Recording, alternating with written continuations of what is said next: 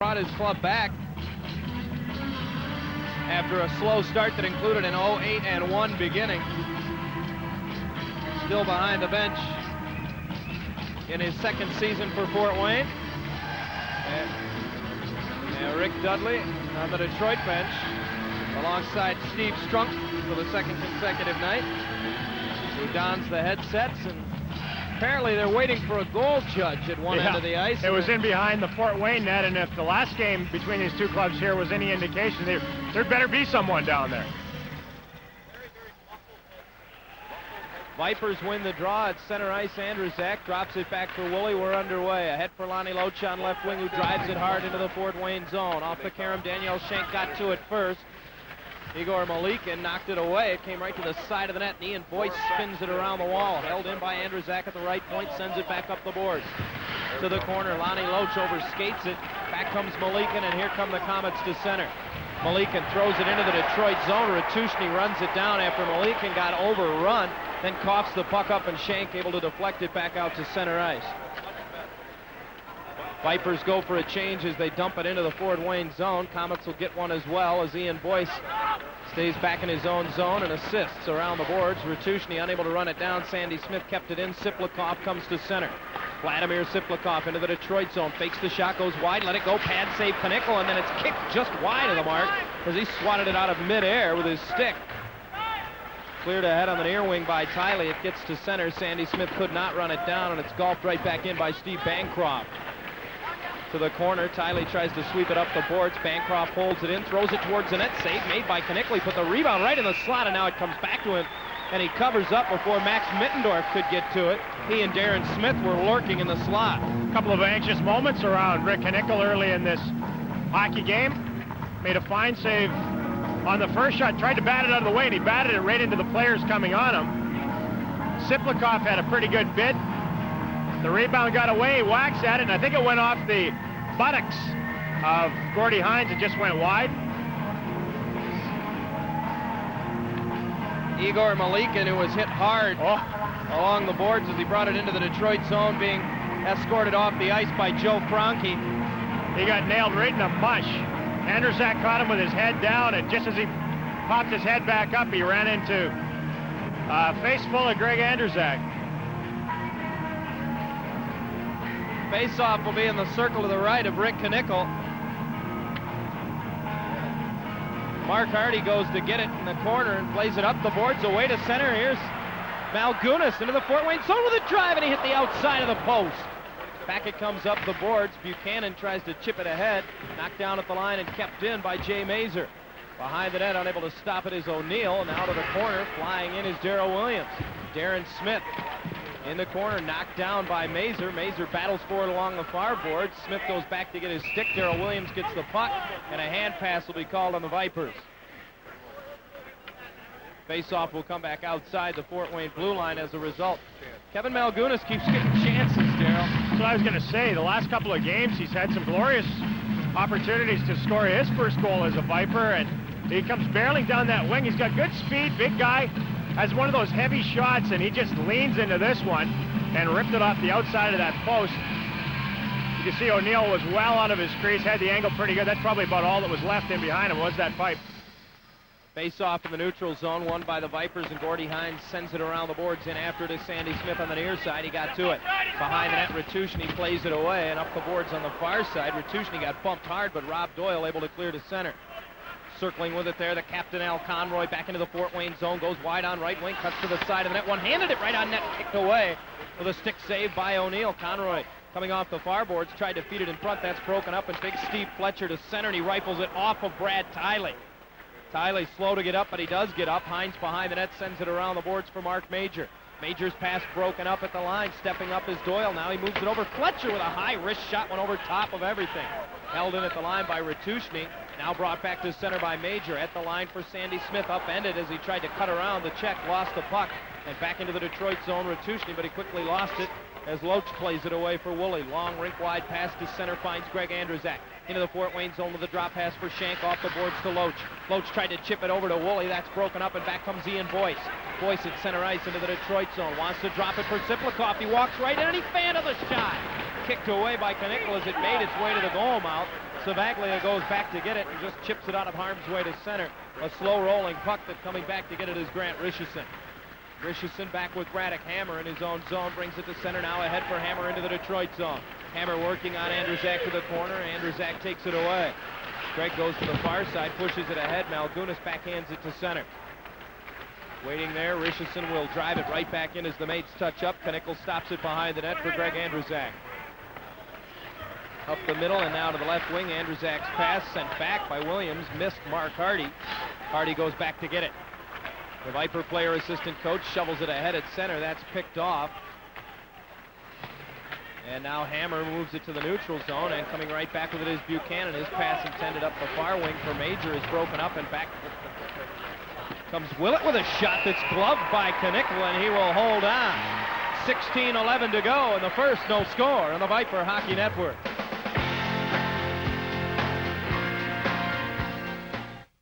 The Fort Wayne Komets, as I mentioned, has appeared in one game against Detroit. Numbers are not necessarily shining, a 7.50 and an 8.28. Well, he had a tough start to the season. He was disappointed in being sent down by Winnipeg at the beginning of the season. Played some games up with them last year when the trade for Asenza was made by the Red Wings, and there was an opening in the crease in Winnipeg, and he's played a lot of years in their system, and he was a good goaltender, I tell you, with Moncton in the American Hockey League. He's played very, very well for Bruce Boudreau the last little while. He's taken over that number one job from Peter Ing. Ivy Leaguer, played his college hockey at Yale. And Eli. You want to get into it? What's an Eli? I knew that was coming. Actually a bulldog. Face off in the ring to the left of Knickel. No scores. 16 and some change to go in the opening period. Jeff Buchanan for Detroit throws it through center ice. That eludes everybody, and now Craighead tied up with his man on the wall, and down they go. It's Fletcher. I thought it was Steve Fletcher, and it is, and Fletcher does not appear to be fighting back. Somebody did a somersault. It was Fletcher, and he never, I don't think, even realized he was in a fight, and never. He's looking around like, what just happened? hit me? What was the deal there? Well, Steve Fletcher leads his team in penalty minutes coming into tonight's action. He has 102. Should be no surprise that he may get some here tonight. 39 of them have come in just 2 games against the Vipers this season. I think he's a little shaken up, too, from He that. might have landed on his head when he kind of got rolled over by Craighead along the boards. I never really saw anyone get to the point where they dropped the gloves and threw, and he punches. Yeah, Bill Murray's out there, too. Craighead may have, and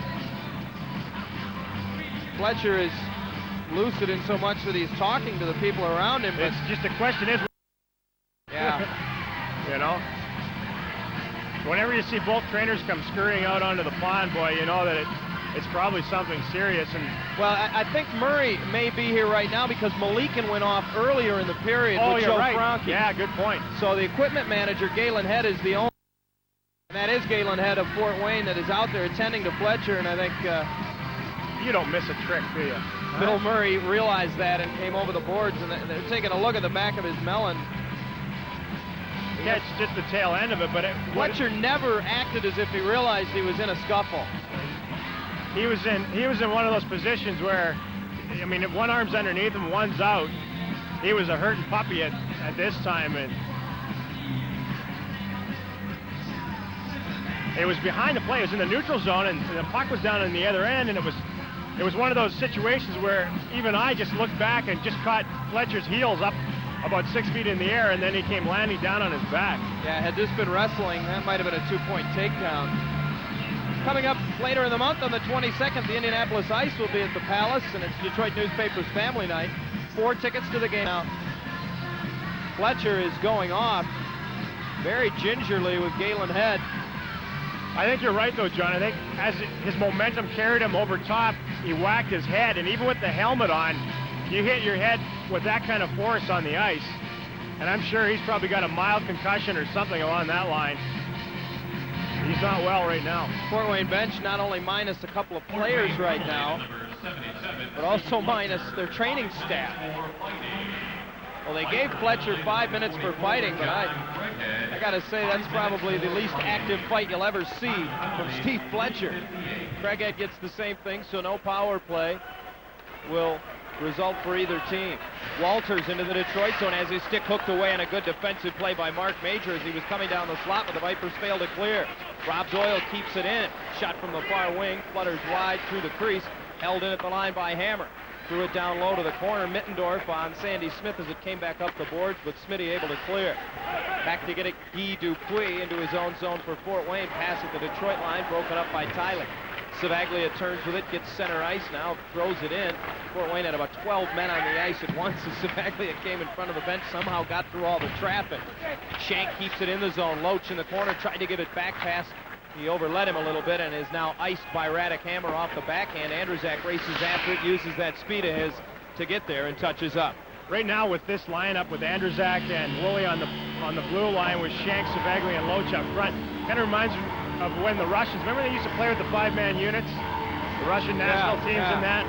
And you'd send out, and it was just a lot of offense out there, and boy, you put that 5-man unit out there, what a crew. They're probably pretty wise to just ice it and take their chances, and now it works for them. They get a line change, some different people come out there because all 5 of those players for Detroit have been red hot of late. Jason Woolley, the leading scorer against Fort Wayne this season. He has 5 points in 4 games. Joe Day actually has more, but he's not in the lineup tonight due to the knee injury. Mark Hardy pokes it ahead. Off the face-off of the Fort Wayne zone, Williams goes crashing in on Richardson. He got to the puck first, though, and moves it up the boards and out. Buchanan waits at center and drives it back in. McNeil got a piece of it behind the net. Make that O'Neill.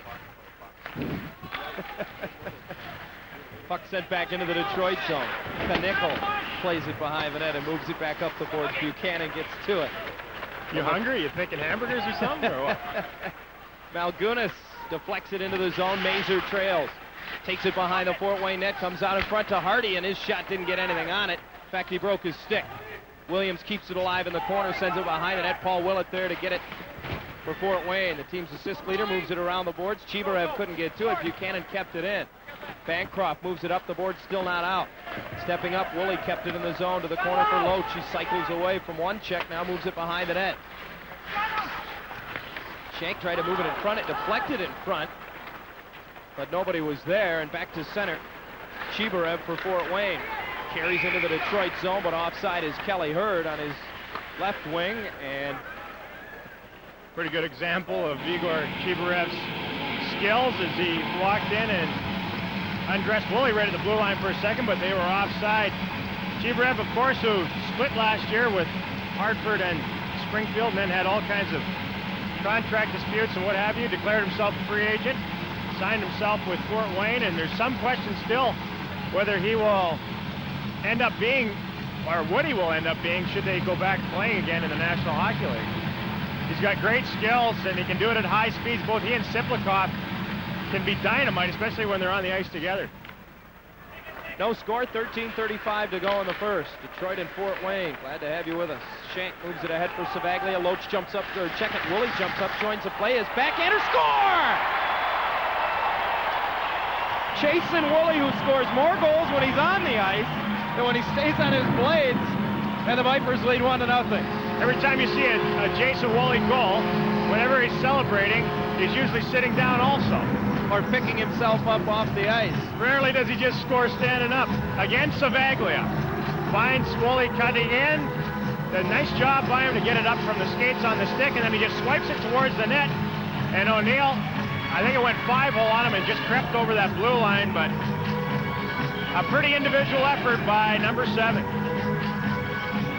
Well, O'Neill got some of it, but he didn't get all of it. 8th of the year for Woolley. Savaglia and Shank draw the helpers. Time of the goal, 6:31. Detroit has a 1-0 lead. Vipers this season, when they do jump out and score first, 14-5-4. Detroit Viper goal is 8th of the season. Fort Wayne, much like Cleveland last night, has not been a team that has been very successful at coming from behind. Assisted by number 12, Peter Savaglia, and number 34, Vipers control out of their own zone on the ensuing faceoff. Sandy Smith got it into the Fort Wayne zone, but no further, and Mittendorf moves it ahead. Rob Doyle with a long blast, easily gloved by Knickel, sets it down side of the net for Brad Tiley.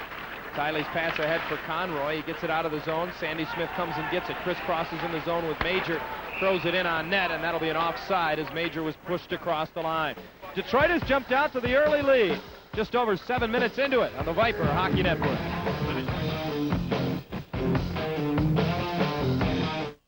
He was Shaq Diesel, now he's Shaq Fu, isn't he? Sure. Only you would know that. Anderzak carries into the Fort Wayne zone. Back to the line, he gets it and sends it rink wide for Woolley. Fakes the shot, got it to Loach, score! Great pass by Jason Woolley. That was easy, 2-0. Well, we talked about this line before the game tonight. Said perhaps some other people could step up, but hey, when things are going this great, nobody has to step up. Well, I would say Jason Woolley's made a good case for a guy who stepped up. Beautiful pass. It really was. The puck goes over to Woolley at the point. He sets the table over to Loach, and Loach serves dinner in a hurry. There's no chance at all for O'Neill on this one. The half slapper pass across Loach. He don't miss from there. He put it right in the center of the net. And Lonnie Loach has 7 goals in his last 8 games. Detroit has a 2-0 lead. The last time these two teams tangled in here, it got rather ugly as far as Fort Wayne was concerned. They were beaten 9-2. And the Vipers have jumped out again, an early 2-0 lead. Bancroft deflects it to Chibarev, ahead at center. Willett trying to move it ahead. Upended in the neutral zone by Woolley. Loose puck to Shank. He's got a man cutting down the slot alone. That's Loach. He couldn't get it across to him. And the puck deflected over the glass and out of play. Detroit Viper goal, his 15th of the season, scored by number 22, Lonnie Loach. Well, Joe Franke has returned to the Fort Wayne bench along with Igor Malik. So not quite as much room on that bench. Galen Head has also come back, but we've not seen Steve Fletcher return. Pretty active first 8 minutes for the club. Everybody's been involved on that bench over there. For Lonnie Loach, the goal is 18th of the season. Give Anderzak and Woolley the helpers. Greg Anderzak continues to make a living against Fort Wayne. Less than 4 periods, 5 assists. Off the draw into the Fort Wayne zone. Conroy and Smith battle for it. It goes loose behind the net. Bancroft and Major bump one another there. Bancroft won that mini battle, comes away with a puck and reverses it on the boards to Richardson. Major, for good measure, gives him one more check. Ian Boyce throws it through the neutral zone. Deflects off of Conroy into the Detroit zone. Buchanan comes back and sends it around for Major. Major up left wing, 3 abreast with Conroy across the line. Back to Major. His shot trickles towards the side of the net. O'Neill plays it away. Conroy upends his man, and a penalty coming up to Detroit as Siplikoff moves it ahead for Boyce. Into the Detroit zone. After it goes Boyce. He beat Gord Hines to it. Hines then walls Boyce off.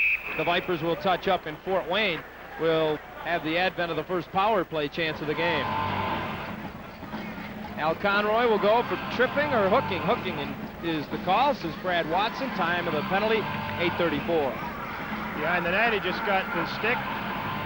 Ratushny with the embellishment. That was a pretty good dive there by Ratushny. He caught him in the knee area. It's pretty tough to get that much air time when you hook a guy in the knee, but apparently you can do it. Al's dad isn't going to be too happy with him.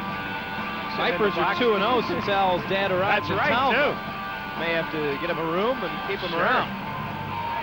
Fort Wayne on the power play. Well, about the way everything's gone for them this season. Near the bottom of the league, 17th, and the Viper penalty kill number 1. Vipers penalty number 10. Off the draw, Fort Wayne controls. One-timer by Malik and right on net. Save made by Knickel, and the rebound swept away.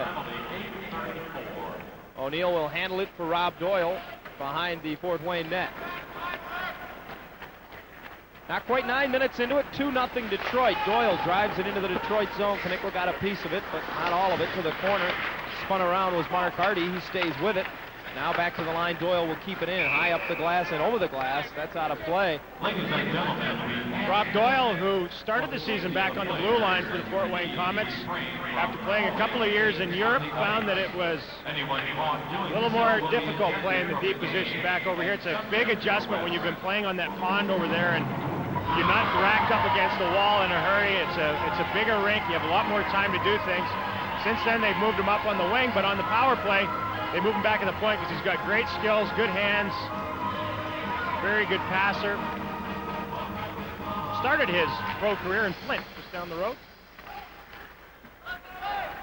Face off at center ice, controlled by Fort Wayne, sent in, but sent right back out by Buchanan, who put it on net from about 175 feet. $1:15 to go, and the penalty to Conroy. Chibarev for Fort Wayne at center. Drops a pass back, and Willett carries into the Detroit zone on the near side. Darren Smith gives it back to Malik, and now to Doyle, who tees one up, squeezed between the pillows by Knickel, and he holds on. And a good thing that he did, because Willett was lurking right in front of him. Knick says, oh yeah, I knew he was there. Took it right in the belly and hung on to it. Doyle has a pretty good shot from the point as well. He had all kinds of time to unload with this one. It came through some traffic, but Knickel saw it all the way, and when he does, he usually stops it. Perhaps the question was, did he not did he know Willett was there, but did he know where the puck was after he made the save, because he went down in that precarious, I think I've got it kind of look. Well, he had Willett at 5'10", 180 in front of him. That's not going to screen you very much. After the largest goaltender in captivity, maybe. Not everybody's 6'4". Dupuis for Fort Wayne in the Detroit zone, throws it to the near side. Max Mittendorf tries to pull it with him. 45 seconds to go, and the Comet man advantage. Mittendorf moves it right in front, and scoring is Dupuis on a beautiful shot. Knickel was going down. He went upstairs. What's Guy Dupuis doing right there? Boy, this is unfortunate for the Vipers. This was not the pass that was intended. It went off somebody, the initial pass, it went right on his stick in front of the net, and then he took out the water bottle, Dupuis did, as Knickel came across in desperation and just stacked the pads. But the pass, I think it was Middendorf who ends up with it again here in the corner. And the pass comes out in front. He's just trying to feed it out towards the point. It went off the skate of Hardy right on Dupuis, and he just shoveled one upstairs, and pretty accurate. He hit the Gatorade bottle right dead on. It's one of those plays where everybody can't adjust in a hurry because it's not what's supposed to be happening out there, and well, they got themselves a power play goal out of it. And it cuts the Viper lead in half. We are halfway through the first period, 2-1. Fourth of the year for Dupuis. A power play goal, and the Komets down by 1. Mark Major sends it into the Fort Wayne zone, then goes in after it. Hurd and Mittendorf are given the helpers. Puck comes to neutral ice, and Brad Tiley will send it all the way back into his own zone for Gordy Hines. Hines pass, rink wide, goes through Conroy. Back to get it is Grant Richardson. Conroy loses an edge as he chases him, and Richardson throws it ahead. Vladimir Siplikov for the Komets carries cross ice, pushes it into the zone. Malikan drop pass for Boyce with a drive glove by Knickel. Rick will set it down and play it away. Hines to the corner after it. Gordy Hines moves it ahead. Sandy Smith couldn't keep it. Now Chibarev keeps it in the zone. Here's Hurd with a blast. Save Knickel. Long rebound to Gordy Hines, who gets it ahead and now out to center with the help of Mark Major, who will flip it into the Fort Wayne end as the Vipers turn to get changes. 2-1 Detroit, just inside 9 to go in the first period. Willett racing into the Detroit zone, pulls up, moves it across. Hardy came over, knocked it away. Malik into the slot, went right through Ratushny. Willett keeps it alive behind the net, looking for Darren Smith. It's too far for him. Mazer will get there first. Jay Mazer races up ice with it and heads to center. Into the Fort Wayne zone. Mazer pulls up, tries to fight through a check, kicks it towards the goal, and it just goes right through the slot. Finally run down by Chibarev, who can't get it out of the zone.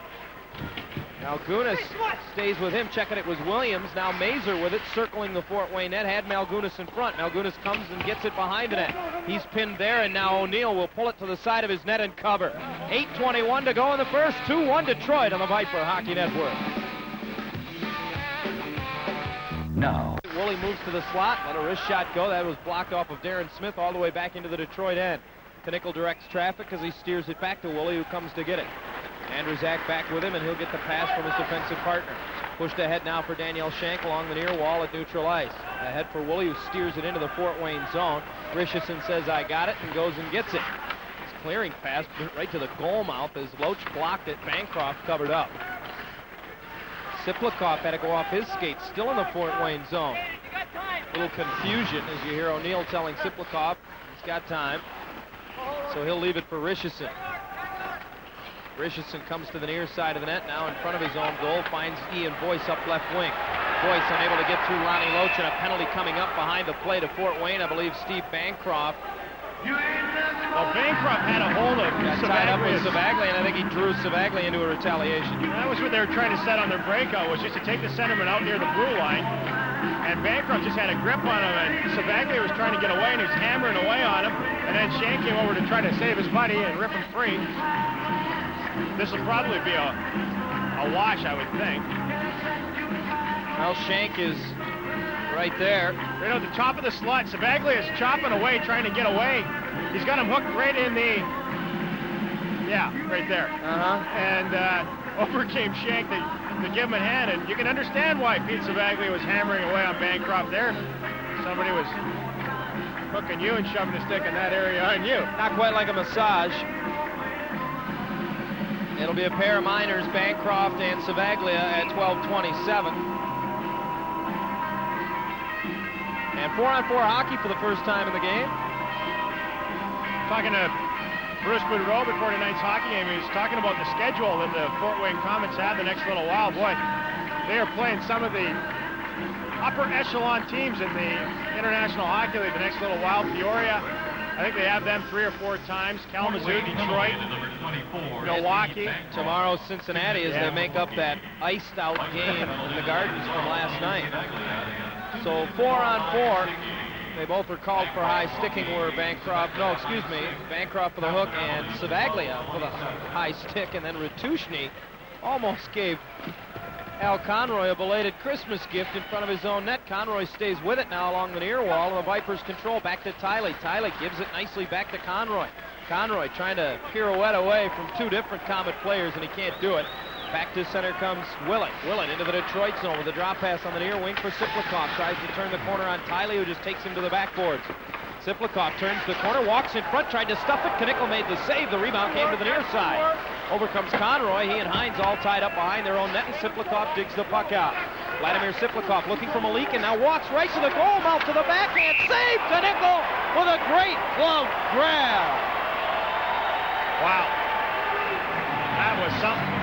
So was what Siplikov did. Well, what happened, Conroy, and he's mad at himself, he turned the other way and looked away towards the point, and Siplikov saw that, turned the corner in a hurry and headed towards the net. Right here, you can see Conroy took a look over his other shoulder, and then he was out of position. In came Siplikov, and he had Knickel at his mercy, but Rick, with that second effort, says, I gotcha. And that big glove comes to his rescue. Boy, what a save here. This thing's labeled. No, Knick's right there. Boy, and as we so often say, if he'd have just gotten it up, that's a goal.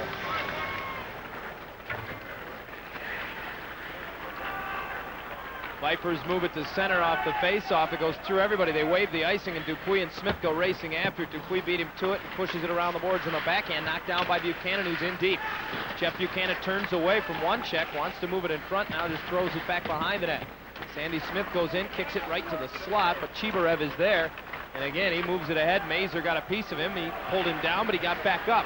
Chibarev into the Detroit zone on right wing, wants to move it back to Dupuis. Long shot, sticked away by Knickel. Rebound right there for Boyce, and he scores! Ian Boyce just caught up with the puck and one-timed it. We're tied at 2. Well, we've seen this a lot from Lonnie Loach. This time it's Ian Boyce who does the spinorama and fires all in one motion on the rebound from Knickel. I think Buchanan got caught kind of halfway between chasing down that rebound and keeping a hold of his man. The shot came from the point. Knickel made the first save, and then the puck came out in the low bottom portion of that circle, and Buchanan was in no man's land between the two.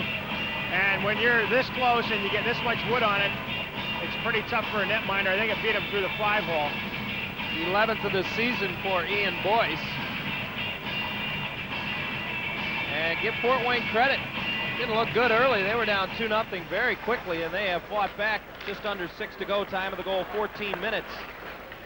Dupuis and Chibarev draw the assist. We are tied at 2, brand new hockey game. And Fort Wayne still in a 4-on-4 situation in the Detroit zone. Willett had it knocked off his stick. To the corner, Kelly Hurd had it played away from him. On the boards, Loach goes and gets it for Detroit. Lonnie Loach now takes it behind his own net. Reverses it back for Woolley. Ahead now for Andrzejczyk, who will carry to center. Savaglia and Bancroft out of the box. Loach clean behind the defense. In with a shot. Save made by O'Neill, and Lonnie crashing hard into the boards is hurt as he tried to reach back and get his own rebound. And the play stopped. Bill Murray comes off the Detroit bench. Loach tried to get up, and then he goes back down. So he will be looked at by Murray, who comes over as Lonnie gets up and starts to skate away from the trainer. That's a pet peeve of a lot of trainers. They get all the way across the ice, and then the guy that came out to give him a hand skates back to the bench. Boy, he went in hard into the boards. Nice pass by Andrzejczyk as he sent Loach in. And he had a pretty good crack at the first one, and he just overskated this rebound and couldn't get a stick on it. And in concentrating so much on that rebound, he forgot about the end boards, and boy, did he pay for it. He wears that little Yofa bucket, too, that doesn't have a lot of protection. Good save by O'Neill on the first one. And then with all the concentration, he lost an edge, and man, that was ugly. That was quite a collision. Loach went back to the bench. Now Murray and he have a word. Play back into the Fort Wayne zone. Tiley at the near point moves it down low. Major with a sharp angle shot that missed on the short side. Hines kept it in, but not for long. Cleared to center. Walters goes after it. Vipers get it right back. Sandy Smith overskated it for a moment. Now has it at center ice. Smith into the Fort Wayne zone. Tees a shot up. That was blocked by Mittendorf, and Walters coming back controls. Ahead on the right side, the Komets circle to center with it. Mittendorf carries into the Detroit zone, fakes the shot, high in the slot, drop pass to Doyle, and his shot went over top. Sent right back through the slot, chased down in the near corner by Chibarev. Chibarev to Mittendorf. That got tied up in referee Brad Watson, so Hines will pull it behind his own net and move it to the near side for Tiley. 4.5 to go in the first as he springs Craighead at center into the Fort Wayne zone. Craighead just throws it around the boards and behind the net. O'Neill stops it there for Radek Hammer. O'Neill almost fell down going back to his own net, but Hammer carries to center. Hammer into the Detroit zone, lost it, and Mazur turns back with it. Pushes it ahead for Craighead on right wing. He's unable to catch up with it. Dupuis poked it away. Now this is Paul Willett at center for Fort Wayne. Crisscrosses and dumps it into the Detroit zone, but he drew a line mate offside. 4:06 to go in the first. Even at 2 on the Viper Hockey Network.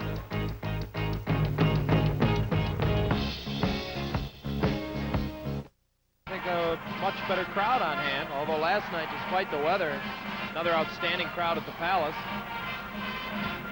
2-2. We mentioned earlier in the week, Darryl, if you like your offense, get out and see the Phoenix Roadrunners. We might have been off by a couple games, although there was plenty of offense in that one. Was there ever? Siplikov bumped hard along the near boards by Mazur.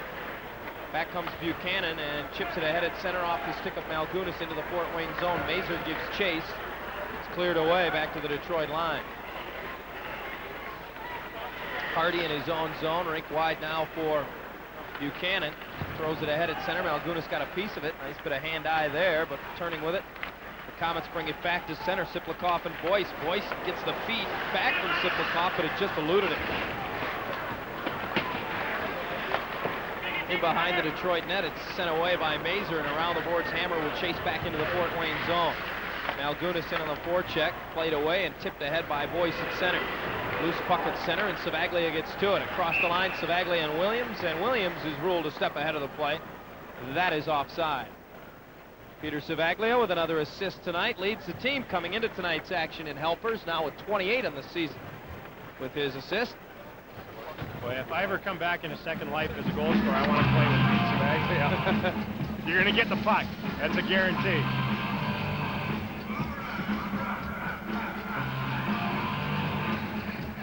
.3:11 to go in the first period. The Vipers jumped out to the 2-0 lead, but Fort Wayne has answered, and we're all even as Andrzejczyk drives one in off a Fort Wayne player. Behind the net, O'Neill leaves it for Richardson. Up the near boards, a bit of an errant pass knocked down by Loach. Got it to Schenk, but he couldn't keep it. And now Bancroft carries to center with Chibarev across the line, and he cannot dangle and straddle the blue line long enough, so that's another offside. Bancroft, he had a pretty eventful night the last time this club was in here, and his nose took the worst of it. I don't think it stopped bleeding the entire game, and he was in the box and out of the box and back in the box again. Kept coming back, though. Give him credit. One of the better open ice hitters in the league when he gets a chance. Came over early in the season from the Cleveland Lumberjacks. Lumberjacks have made some changes with their defense this season. Bancroft and Andrzak amongst those changes. Speaking of Andrzak, he sends it in behind the Fort Wayne net. Richardson gets there. Around the wall, Woolley will hold it in at the left point. Tried to move it to the slot. That's picked off. 3-on-2. Back come the Komets. Into the zone. Pass on left wing for Boyce. Moves it back in front and steered just wide as Kelly Hurd got a piece of it. Up the boards, Loach turns and reverses it rink wide. That'll be a 2-line pass as it's played by Danielle Shank. And Shank has a thing or two to say about it. You know, we talked about the 4 players that will be in Las Vegas coming up in about 10 days or so, Daryl, for the All-Star game. A 5th Viper who will be in Vegas, but not for the All-Star game, is Danielle Shank. Yeah, and he won't be kissing his stick either. Well, that's true. He will be doing some kissing, though. He's going to tie the knot. Middendorf was seeing whether he's going to get invited there. Want to know whether he's on the list. Shank laughed at him. You're not on the list. It'd be a little late anyway, wouldn't it, to get an invitation at this late date? So nuptials in Vegas as opposed to hockey for Danielle Shank. Just over 2 minutes to go in the first. 2-2. Walters unable to clear the zone, poked away at first by Craighead, but back come the Komets. Malikin chips it into the Detroit zone. After it goes Mittendorf, pulls up in the corner. Being bothered by Gordy Hines. That might be an understatement. Now it's chipped ahead. Over comes Malikin. Plays it up the boards and sweeps it to the corner. In behind the Detroit net, Knickel thinks better of going after it as Mittendorf runs it down. Leaves it along the base of the dasher for Greg Walters, who has Conroy all over him. Puck dug away from them by Major, and back he comes 2-on-2 with Craighead. Throws it to the right wing corner. Craighead tries to go after it, and he'll be called for a penalty, I believe, at the tail end of the play. Indeed, he will, as Ratushny caught up to the puck first. And John looked like he was chopping a little wood on the end of that play. Ratushny almost ended up with only half an arm. It'll be a slash here at 18:26 on Craighead. So back to the box goes John. He's been a bad boy the last little while. Chopping it looked worse, I think, than what it really was. He caught him on the gloves and then hooked him a little bit afterwards, but he racked up some penalty minutes in a hurry last night. 30 to be exact, which is a new club mark, breaking that of Joe Day, set earlier in the season up in Minnesota. Second power play chance of the game for Fort Wayne. The Komets are 1 for 1. Mark Hardy right off the draw, golfs at the length of the ice. O'Neill will stop inside of the net. Back to get it, Rob Doyle. Doyle comes up the middle out of his own zone. Looking at Malikin instead to Chibarev on the right side. Into the Detroit zone, Chibarev hits the brakes, top of the circle. Now backs it up the wall and sends it to the corner for Willett. Willett behind the net for Darren Smith. Smith takes a look. The penalty kill comes to him, so he gives it back. Now it's knocked away and bounces high in the slot. Back to the line. Smith will run it down. Less than a minute to go in the period as Chibarev sends it to the near corner for Willett. Right back on top of the dasher. The return pass didn't get to him. Hardy squirts it free for Loach, who will send it the length of the sheet. O'Neill comes out to play it as both special teams units get some changes. 45 seconds to go in the period. Fort Wayne controls in their own zone on the man advantage, tied at 2.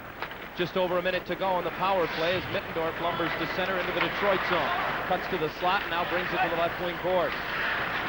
Takes a look and the Komets have it set up. Cutting to the net, he just missed Dupuis coming off the right point. Back to the line, Hammer with it. Throws it to the corner off the skate of Siplikov, goes behind the net. Now Mittendorf to the near side. Wants to give it back to Siplikov, went right on net. Knickel made the save and then jammed it away from Siplikov. Dupuis steps up, lets a wrist shot go, redirected just wide. 10 seconds in the period as the puck comes up the near boards and Hammer steps up to keep it in. Kicked back by Tiley to the line, and now Conroy gets a second chance and he'll be able to clear. That'll do it for the period as the horn will sound and Fort Wayne will carry over 25 seconds of power play time into the second period. After 20 minutes at the Palace of Auburn Hills, we're all even. A 2-2 tie between the Vipers and the Komets on the Detroit Vipers Hockey Network.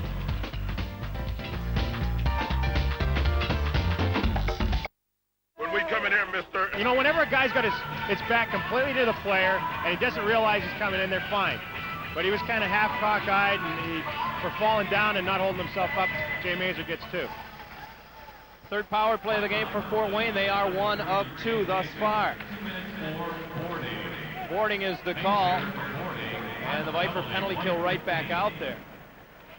would usually be a concern, back-to-back shorthanded situations, but Detroit had the first intermission to rest this unit. So as Dupuis sends a shot on net, Knickel didn't control the rebound, and it comes to the corner. Mittendorf keeps it alive.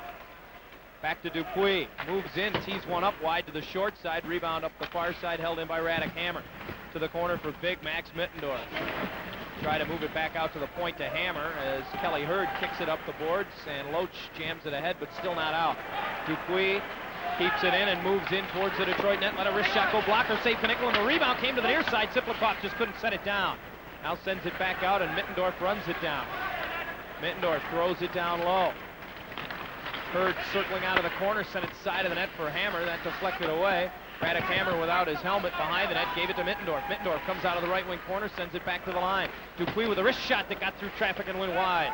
Hammer gets the rebound in the corner and sends it to the near side. 45 seconds to go, and the penalty to Mazur as Siplikoff handles it. Given a rough ride, he gives it ahead for Hurd. Now back over to Hammer with a blast that went wide of the mark, and the rebound clears the zone, something the Viper penalty kill couldn't do, and they'll take advantage of it by getting a change. Dupuis back to get it. Half a minute left in the penalty to Mazur. From behind the Fort Wayne net, he comes up the middle, fakes the pass to Willett, now gets turned back by Al Conroy. Conroy bumps him to the boards, he jams it ahead, and Shank comes up with it. Shank tried to cut the pass over to Hines, but that's picked off, and Willett back into the Detroit zone. Comes in on a backhand shot that went wide. Play to the near corner with 10 seconds left in the penalty to Mazur, and trying to catch a defenseman cutting Ratushny off the line. Darren Smith pass goes all the way back into the Fort Wayne zone. That'll do it. The penalty to Mazur has expired. The teams are even strength. Fort Wayne now 1 of 3 on the power play tonight. Willett carries into the Detroit zone. Tried to move it across to Smith, off his skate in behind the Detroit net. Then he centers it, and it goes through a couple of players. Malikin moves in. His shot blocked in front. Conroy comes up with it and moves it back ahead. It's centered too far for Gord Hines. Now Malikin mishandling the puck back in his own zone, being bothered by Mazur, who goes after him. To Ratushny on the near side, and back come the Komets to center. Fighting through the stick check of Malgunas. Ratushny into the Detroit zone. Swings it behind the Detroit net. Back to get it is Woolley as Knickel stops it for him. Jason Woolley gives it to Andrzak, right back to his partner. Woolley at center with a nice little dipsy-do, and he'll dump it up the boards in behind the Fort Wayne net. O'Neill stops it for Bancroft, who pushes it up the left wing side and okays away to center. Rob Doyle with Boyce into the Detroit zone. Up the right wing side, Doyle looking to give it back. Moves it in front, poked away by Knickel, came right back to Doyle. His shot airborne, goes over top of everything to the left wing corner. Walters battling Woolley as they go to the wall after it. Over comes Boyce. He's got Savaglia on his back. They want to freeze it for a face-off, and they will. 15:41 to go in the middle period. Tied at 2 on the Viper Hockey Network. Want to do this? Want me to do this? Before, and Detroit has somewhat dominated in winning 4 of the games. Certainly have, and you can see the goal differential between the two. Vipers have averaged 5.2, the Komets only 2.8, and a lot of that is because of that last date, December 17th, when they ran away with it, 9-2. This is the 6th meeting of the season between the two teams, and the 5th time they've tangled here at the Palace. The Vipers will travel to Fort Wayne a couple of times down the stretch, to say the least. Savaglia dumps it in to the Fort Wayne zone. Richardson got hit up high, and I believe another penalty will go against Detroit. Now this will be a roughing call. Boy, it's just been a eggplant parade. It's John Craighead again. Came in behind the net and gave Richardson a face wash. Got the gloves up too high, and when you come in and you keep your gloves low and hit a guy at your shoulder, you get away with it because it's just a good hit. But when you get those gloves up high, it's going to cost you. Fortunately for the Vipers and for Johnny Craighead, they have a unbelievable penalty killing unit. Third, sooner or later, it's going to cost you. Third minor penalty taken by Craighead. We have played just 24 minutes and 33 seconds. Maybe a bit of a marked man tonight. Brad Watson has caught him a couple of times.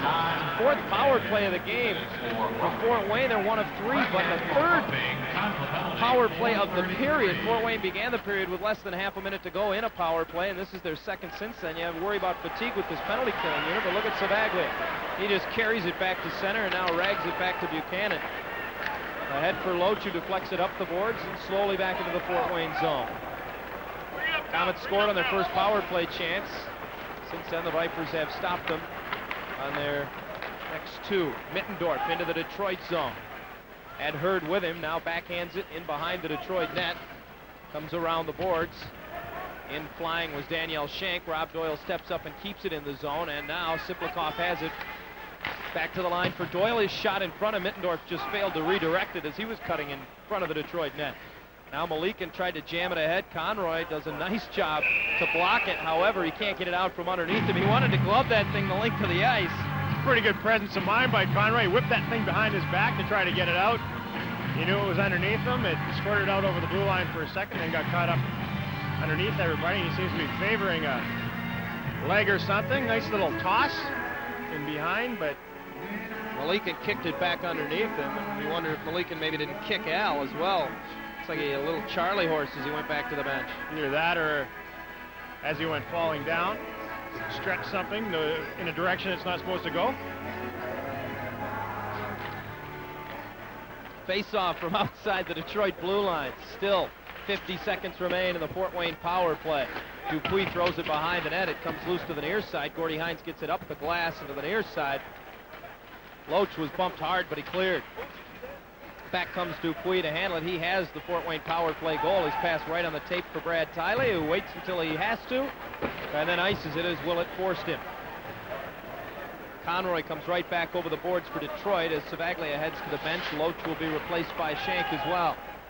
Chibarev gets it into the Detroit zone and goes in after it behind the net. 20 seconds remain in the power play. Sends it back to the right point. Dupuis sends it to the left point. Sent down low by Radek Hammer behind the net. Darren Smith right over to Chibarev in the right wing corner. Dupuis with a blast from the line as he just one-timed it over top of the net. Danielle Shank went flying in on Hammer. Willett steps up and keeps it alive to the slot for Chibarev, and that broken up at the last moment as Hines and Conroy came back. Now Chibarev moves it down low as the penalty to Craighead is over. Darren Smith moves it in front. Save Knickel. They jam away at it. Still loose side of the net. Rick trying to pounce on it. Darren Smith is there, and Rick covers it up. Well, Rick Knickel has been something else tonight, and it's been a difficult evening for him. Not only because of the number of shots he's faced, but the type of shots. There's been some flurries, some bouncing pucks, some pucks that have been whacked out of midair at him, and he's stopped all but two of them so far this evening. This one here, it ends up coming to the net from down low. Good job by, I believe it was Buchanan who slid across in front, and then bang, midair bouncing puck, stops the first one, stops the second one. It looks like it's going to go behind the net, right back out in front again. And down to his knees and grabbing that hot potato was Knickel. But even in the first period, there were a few flurries exactly like that one, and Knickel came up huge. Well, he mentioned the Vipers had just one shot on goal in the remaining 10 minutes of the first period. They have yet to be credited with one here in the second. They've been busy, though. Meaning that in the last 16 minutes, going on 17 minutes now, they have one shot on goal. But again, 4 Fort Wayne power plays in that same period of time, which is about 50% of that period of time. Still tied at 2 as Mark Hardy sends it into the Fort Wayne zone. O'Neill deflects it to the corner.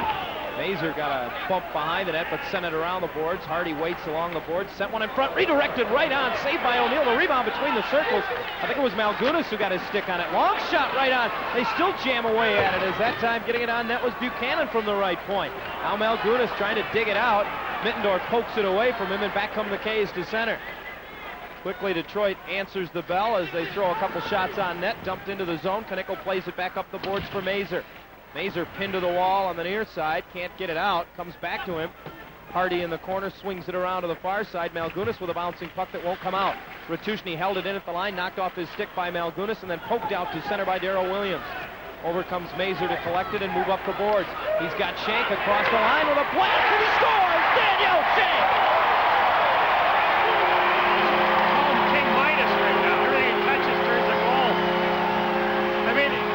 Imagine the confidence that Daniel Shank is playing with right now. Every time he shoots the puck, or every second time, goes in the net. He was way out, top of the circle on that one, and still beat O'Neill. Shank had just come off the Detroit bench, and Mazer found him. Nice pass by Mazer, rink wide. Shanker just buries the head, beats him low to that stick side. 18th of the year for Shank, his 14th in 13 games as a Viper. He's got a really heavy shot. When I played with Daniel Shank, in practice, He tries to score every time he comes down the ice on you. It doesn't matter whether it's just warm-up or whatever. He tries to score, and it shows in games. Williams and Mazur will draw the assists.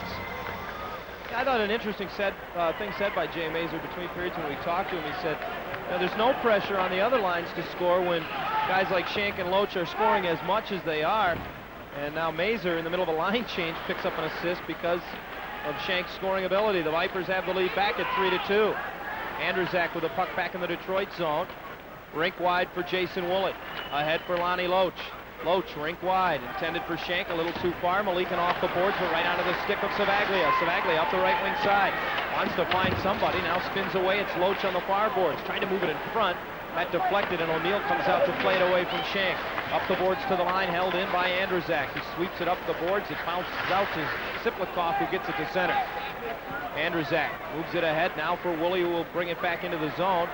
Woolley sweeps it behind the net. O'Neill stops it there. A bouncing puck Malikan having trouble with. Now to Hurd in the corner. Kelly Hurd's been very silent so far tonight. Loses the puck in the corner. Conroy gets it back. Hines steps into one. Save made by O'Neill. And he holds on. The Vipers have the lead back. It's 3-2 with 11 and some change left in the second on the Viper Hockey Network. Just like myself, that's 56%. Sandy Smith right off the draw with a one-timer that came up high. O'Neill squeezes it. Did that in my head, too. He had his shoes off. Face-off will again be in the ring to the right of O'Neill. Sandy Smith would like to find the twine. Got all his goals early on. It's been since November since he's got one home. Certainly not from lack of effort, though, with that young man. Pitchfork back into the Fort Wayne zone as it came outside the line off the draw. Komets come back and get it. Team's already shown Detroit that their game tonight, after getting down by 2 early, they tied it. The Vipers have regained the lead. It's 3-2, almost halfway through the hockey game. Puck sent up the boards behind the Detroit net. Tiley knocks it down around to the right side for Conroy. His pass does not come out. Willett comes up with it. Over to Chibarev. Back to Willett, and he'll score. Nice two-man game as Willett and Chibarev have tied it back up. It's 3-3. You do this in practice. You don't do this in a game. Man, oh man. Hines and Tiley ended up beside one another. It was the pass of Willett that started it all. The puck doesn't get out of the point. It's kept in at the blue line by Smith, and then down low it goes, and Willett with the pretty little saucer over to Chibarev, and then right back across it goes. Bang. And Willett was almost too deep to take the pass back. Nice saucer as both defensemen came sliding across trying to cut off that pass. But then the return pass right back to Willett as he carried on to the net after the pass, and pretty easy goal. Smith and Chibarev will draw the assists at 9:22, and no sooner did I say it, but this very game Fort Wayne Hockey Club has come back again, and right off the draw at center ice, Darryl Williams is undressed. Or excuse me, it's Malgunas who undressed the Fort Wayne player. And I did not even get a look-see as to who that was.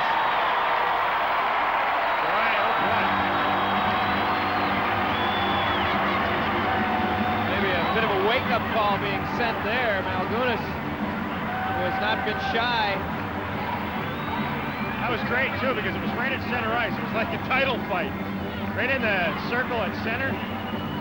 Malgunas dropped the mitts and started. We have talked about his ability. And he tagged a couple of right hands in there. I still don't know who it is because he had his shirt up over his head so quick. And it came so quick after the whistle. They're going to whistle. Speaking of whistles, one went flying in the background as the linesman tried to separate these two. Fort Wayne player also got tagged with an elbow from a linesman as they were... I don't know, the linesman may have stepped into that one a little too soon because... Greg Walters had a pretty hard time. Not only was Malgunas throwing rights at him, but he caught an elbow from a linesman. So 9:30 time of those penalties. A couple of 5-minute majors, and we are tied at 3. Mittendorf carries to center, long backhand pass across ice, comes to Darren Smith. He gets upended as he brought it into the Detroit zone. Woolley comes back to get it. Woolley's pass up the far side comes back to him, and the little give and go did not work from Shank. Puck back in behind the net. Woolley comes over and gets it as Darren Smith is taken down by Andrzejczak. Long outlet pass at center for Savaglia. Goes behind Shank into the zone. Wants to drop it now. Lets a shot go off the post, and the rebound just got by Shank. Oh, Savaglia, known for his passing so much, finally threw one towards the net, and he almost tickled the twine. Ian Boyce back into the Detroit zone with a one-timer high off of Knickel's shoulder to the corner. Woolley moves it up the board. Shank takes a look, throws it through center, and back comes Loach to get it. Lonnie Loach circling out of his own zone ahead for Danielle Shank. Shank's pass on the tape for Mazur, and offside, they say, is Lonnie Loach. Jay Mazur becoming an integral cog in that line out there as he has assisted on a goal for Danielle Shank earlier, and Savaglia got to the bench and Mazur came on for him and began creating right away. Savaglia is the quarterback on this line. He ran the quarterback option on this one, I guess. All his outlets were gone, so he wrung one off the pipe, and I tell you, O'Neill hasn't looked that sharp in this hockey game. He hasn't faced a lot of rubber. This is just a wrist shot from that high slot area, and boy, he had him beat. Play back into the Fort Wayne zone. 3-3 tie just past the halfway mark of the game. Radek Hammer moves it to center ice, knocked down there and sent back in. Vipers touch up. Darrell Williams sweeps it around the wall. Sandy Smith waits on the right wing side, just tried to get a shot away. That deflected behind the net. Dupuis bumped hard by Jay Mazur, got it up the boards for Malikin, and he kills it to center. Knocked down by Darrell Williams, who comes back and collects it, backhands it ahead on the right side, and Buchanan will flip it in to the Fort Wayne zone. Sandy Smith trying to fight through the check of Doyle, now gets it in the corner. Smith rolls it to the side of the net, and O'Neill just stops it with the stick and covers it up. 8:50 to go in the second period. Some extracurriculars after the whistle. Linesmen are quick to intervene. A 3-3 tie at the Palace on the Vipers Hockey Network.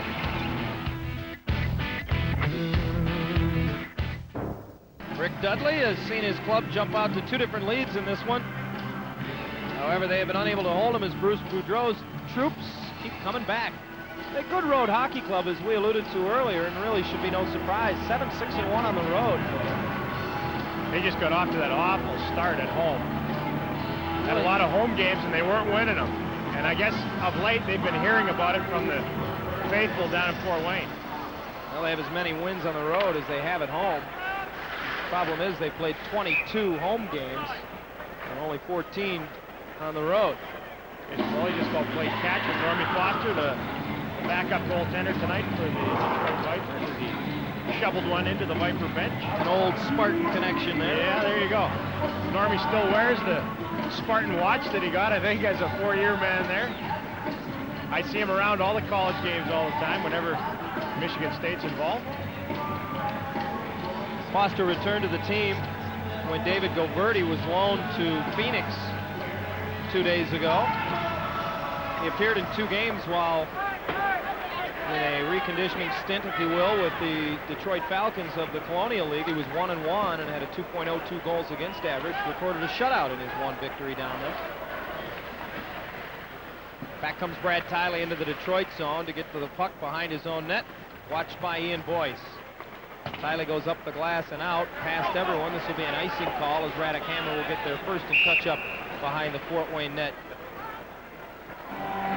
The Vipers, victorious last night, got a bit of a break and some help from the Phoenix Roadrunners, who have a new netminder in David Goverdi, as they defeated Kalamazoo last night. And coming into tonight's game, the Vipers just 4 points back. First place Kalamazoo, and the Wings are idle tonight. So after tonight, both teams will have played the same number of games, and Detroit with a chance to move within 2 points of the Wings. That'd be as close as they've been in quite a while. And again, I go back to what I've said for the last little while. Detroit's done a really good job of managing their games in hand and keeping an eye on making sure that they don't lose touch with Kalamazoo, and now they're hunting them down, and it's probably only a matter of time before they overtake the K-Wings. You know, speaking of games in hand, Rick Patterson made a good point to us last night after the game. It's nice to have 1 or 2 games in hand, but you don't necessarily like to have 5 or 6, and that's the case with his Cleveland Hockey Club. He said, because quite frankly, the schedule's going to get us. We're going to end up playing 3 and 3 nights, what seems like for the rest of the season, and it's really hard to win when you're playing that kind of a schedule. Knickel had to knock it away from Ratushny, then his return shot sticked away. Mark Major gets it off the boards and fires it at center for Conroy. Al Conroy, nice move into the zone on right wing, drop pass for Tiley. Tiley sent it on net, kicked out by O'Neill on the rebound, just pinballing in front of the Fort Wayne net. Craighead parked in front, now it's sent behind the net. Major goes and gets it. Mark Major trying to stuff it as he came around. The rebound came over to Conroy and he fanned on it. Craighead runs it down in the corner, cycles it back, but missed Conroy. Behind the net, O'Neill will stop it for his defense. And upended hard was Ratushny by Mark Major as he finished the check there. And now the puck cleared away to center. And Darren Smith and John Craighead are going to be whistled off. A couple of roughing calls, I believe. And there is no doubt that Brad Watson is keeping a close eye on John Craighead tonight. He's got the number. 44, it's just been a steady diet of 44, heading to the penalty box, and I think he picked up a misconduct on top of it here. We mentioned that last night he picked up a team record for most penalty minutes in a game. Well, if he's given a misconduct here, that means he's matched the team record for most penalties in a game because he's already picked up 4 minors. He must be. He's got to be closing in on Williams for the overall total as well, isn't he? He will pick up the misconduct, which gives him 5 penalties in the game tonight, which ties Williams' club record. Now, apparently, the only penalty is the roughing call on Williams. Craighead. I initially thought he was going to take both Craighead and Smith. Well, he pointed at both of them. That's what I thought. I mean, Watson, the referee, pointed at both Smith and Craighead, but only one box is open. In answer to your question, Craighead had 99 penalty minutes coming into tonight. That 34 shy of Darrell Williams' team lead. This whole thing broke out along the wall. Craighead came in and ran Smith, and not much took place afterwards. The penalty had already been called, so perhaps Craighead got the extra for something, and that's why there's the extra 2. Well, in coming in on his check, he lost his stick as well. I don't know whether that played into it at all, but we did think he picked up a penalty earlier for losing equipment. That was last night. I got to read my rule book again. Yeah, apparently you need to hold on to as much gear as you can out there, or you may end up in the box. It is a 2-minute minor for roughing plus the 10-minute misconduct on Craighead, so the Vipers shorthanded for the 5th time in the game. Fort Wayne 1 of 4 with the man advantage. Tied at 3, Rob Doyle at the Detroit blue line. On the right wing boards for Siplikoff. He's forced and has it jammed out of the zone by Mark Hardy. Gets back up but loses the puck to Savaglia. Savaglia into the Fort Wayne zone, having all kinds of trouble keeping the puck and his edge. Goes down on the puck, and that'll bring a whistle. A minute 17 left in the penalty to Craighead.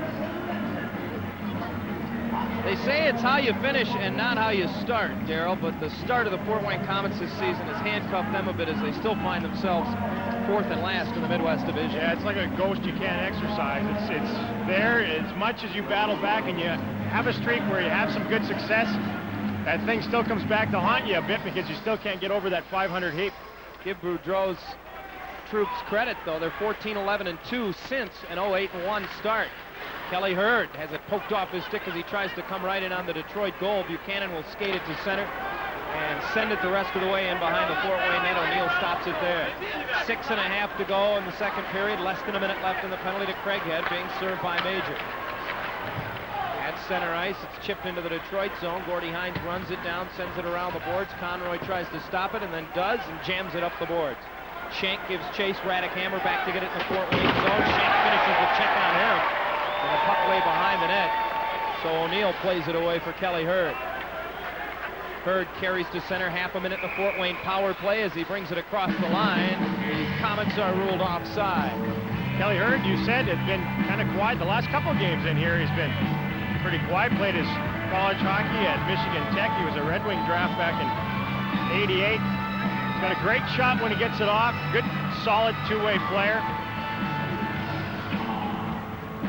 You know, the Fort Wayne hockey fans are great hockey fans, and there's a number of them in attendance here tonight to see their club, but one of them was unable to make it. A gentleman by the name of Rob Allen was supposed to be here, but his new addition to his family, 4-month-old son by the name of Brady, admitted to the hospital yesterday, and he's unable to make it. We hope Brady is doing well, and from our staff, including the Mule Man, we want to wish the best to Brady. Mr. Allen back in Fort Wayne. Komets still on the power play as they bring it into the Detroit zone. Tiley working hard in the corner, tries to work it loose. Now behind the net, it comes to Mittendorf. 5 seconds in the power play as he gets it to the line for Hammer, who had all kinds of trouble holding it in, and in fact he did not. He pulled it back into the zone, and that's ruled offside with 1 tick remaining in the minor to Craighead.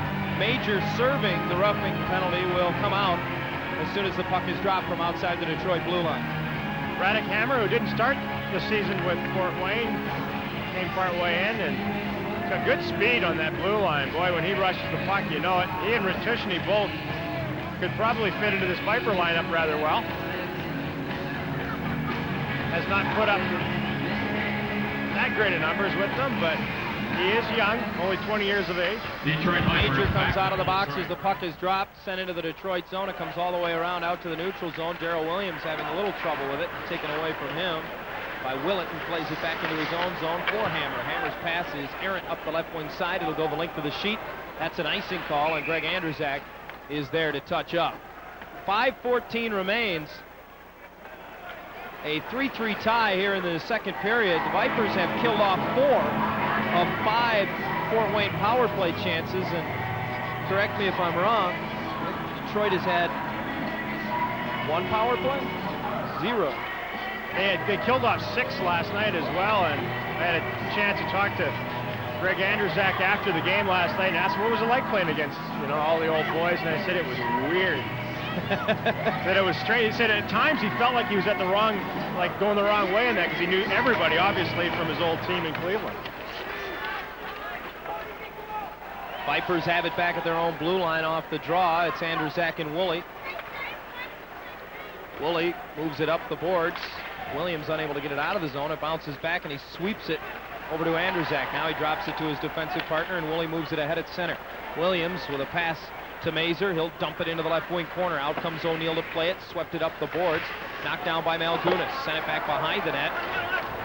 Dupuis rifles it into the crowd. Look out, as he was just trying to get it out. 4:42 to go in the second. Tied at 3 on the Viper Hockey Network. Ladies' favorite squad, the Detroit Vipers. It's a new hat again. That one doesn't even have the tag off it, it's so new. Peoria lost in a shootout last night, and that knocked their 9-game winning streak out of the water. Vipers control in the Fort Wayne zone. Conroy tried to move it in front. Hardy will keep it in at the line, but only momentarily. Ian Boyce bumps him off the puck. Vipers bring it right back in. Mark Major tried to slide it in front. He did, but the only person there was Grant Richardson, who circles behind his own net. Richardson moves it ahead at center, and back come the K's. Thrown in wide of the Detroit net by Siplikov. Wandering out to play it is Knickel for Hardy. Hardy pushes it up the board. Sandy Smith comes back and moves it to center off of Conroy. Mark Major with a nice job to pull it to him. Back to Conroy. Quick shot. Kick save O'Neill. And he was not with any of his faculties afterwards. Lucky for him, the rebound was covered by the Komets and cleared because he fell down after he made the save. Sent right back in by the Vipers. Sandy Smith working on his own as Detroit finishes a change in the corner. Keeps it alive for Loach. Loach has Boyce on his back and can't get away from referee Brad Watson either.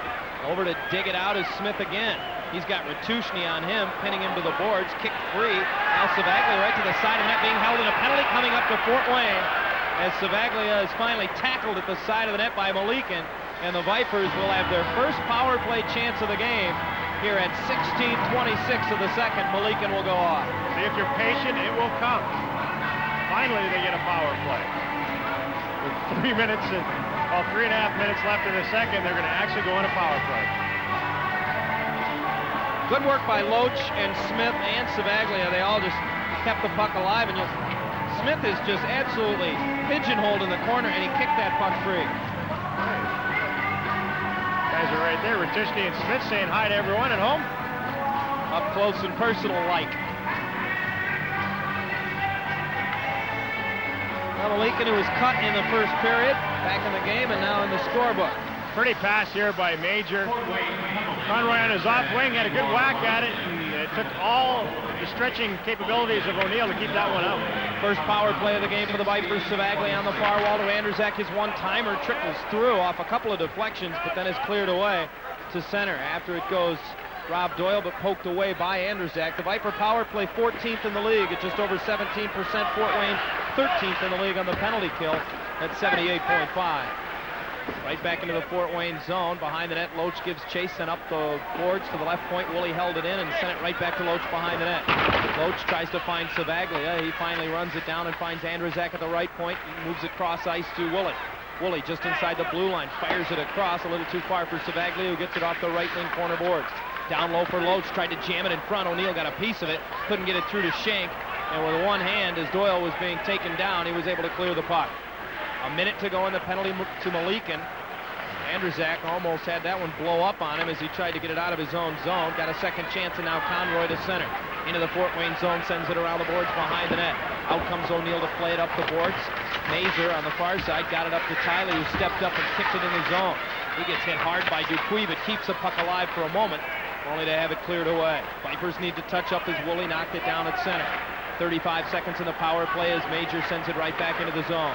Around the wall on the far side, Conroy got to it, jammed it ahead. Ratushny got there first and eluded Mazer. Right back on Conroy's stick, now to Mazer in the corner. Mazer finds a man cutting off the line. It's Hines, his shot didn't get through. That was blocked and the Komets look to clear. Siplikov carries to the line and now finds Ratushny. Ratushny sidesteps a check at center, got upended and got it to Kelly Hurd. Hurd finally throws it into the Detroit zone. Fort Wayne on a change. Conroy ahead on left wing into the zone, moves it up the boards, pulls up and trades places now with Mazer. Less than 10 seconds. Conroy's blast right on, and the rebound went through Mazer as the penalty is now over to Malikin, and the puck sent the length of the ice on net. Knickel plays it. Less than a minute and a half to go in the period. Tiley at center ice with a long pass, went through everybody. Behind the Fort Wayne net, Richardson will get there first, and icing is the call. A minute 20 to go in the period, and right at the tail end of the power play, Al Conroy rifled one on net, and the rebound went right through Jay Mazer. Yeah, Conroy was looking to dish as he came off the wall and then fired one towards the net. Big rebound. Mazer was all alone beside the net, but you'd have to have a ball mitt out to catch that rebound and set it down. And you'd have to be a fastball hitter. Yeah. Yeah, that thing had some heat on it when it came off of O'Neill. Conroy not the biggest guy in the world, but he can get that shot away with a little velocity. Face off in the circle to the left of Rick Knickel. $1:20 to go in the middle period. The teams have traded goals. Tied at 3, and the Vipers shot count is picked up as Richardson rifles one right on net. Kicked out by Knickel, who came out to challenge.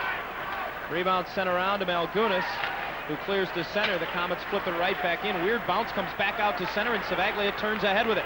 Savaglia into the Fort Wayne zone, looking to feed it. Go to the slot, and it went right through Darrell Williams to the corner. Malgunas spun around, got up and fired it back to the line, but Buchanan couldn't keep it in. And now Malgunas behind the play, tied up with Steve Bancroft, and they're going to throw, and here we go. Malgunas lost his balance after he got a left away, and then Bancroft pile drives him into the corner. At first, it looked like Malgunas was just trying to goad Bancroft into something, didn't have his gloves off, was kind of going, hey, you know, he's starting to try to get a power play for the Vipers, and then when he saw that it wasn't going to go that way, the leather came off and the fist started flying. Well, Malgunas has already picked up a major in this one here tonight. This is just his 8th game, and he has 37 penalty minutes. Kevin's what's known as a gamer in the game of hockey. Well, if he gets a chance to drop those mitts and go, he'll do it. And he usually ends up throwing more punches than receiving.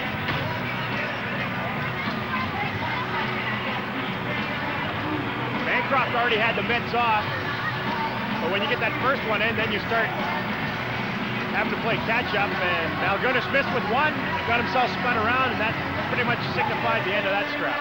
Yeah, Bancroft got the sweater over Malgunas' head, but give Malgunas credit, he just slipped out of that quickly, but that got him a little spun around as well. Time of the penalties, 19:10 of this, the second period, and a couple of fighting majors will not affect the on-ice situation. Bruce Boudreau's trying to understand what is going on. He had the referee, Mr. Watson, over there to chat about a few things. He's got pretty happy with the position his club's in right now, heading into the third period, tied with the Vipers here at the Palace. Ian Boyce, who will be our guest coming up in the second intermission, wins the draw. And the Komets move it into the Detroit zone. Woolley throws it cross ice for Anderzak up on right wing. Shank moves it ahead, and Mazer into the zone. Mazer on right wing, had it knocked off his stick by Boyce. Cleared back out, Anderzak. Again to Woolley, and he'll drive it in. Less than half a minute to go in the period. Puck came off the corner boards, and Richardson just cleared it. Anderzak golfs it back in as the Vipers touch up. Behind the net, O'Neill leaves it for Richardson, who looks up and sees now inside 20 seconds to go in the period. Loach and Dupuis having a little battle. Puck sent out of the zone, but Boyce put it back in, and here's Mazer walking right to the goal mouth, and he didn't get a shot away. Then from behind the red line, a backhander by Loach was knocked down. Woolley knocked it down at the line, then got bumped by Darren Smith. Puck still in the zone, sent to the slot, and it'll go to the corner as the horn sounds. And Daniel Shank exchanges blows with Guy Dupuis, and a pile up in the right wing circle in the Fort Wayne zone.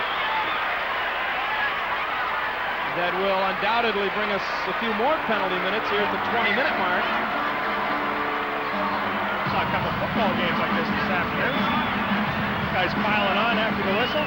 Shank came to the aid of Loach, who had basically been mauled by Dupuis that entire last 20 seconds or so.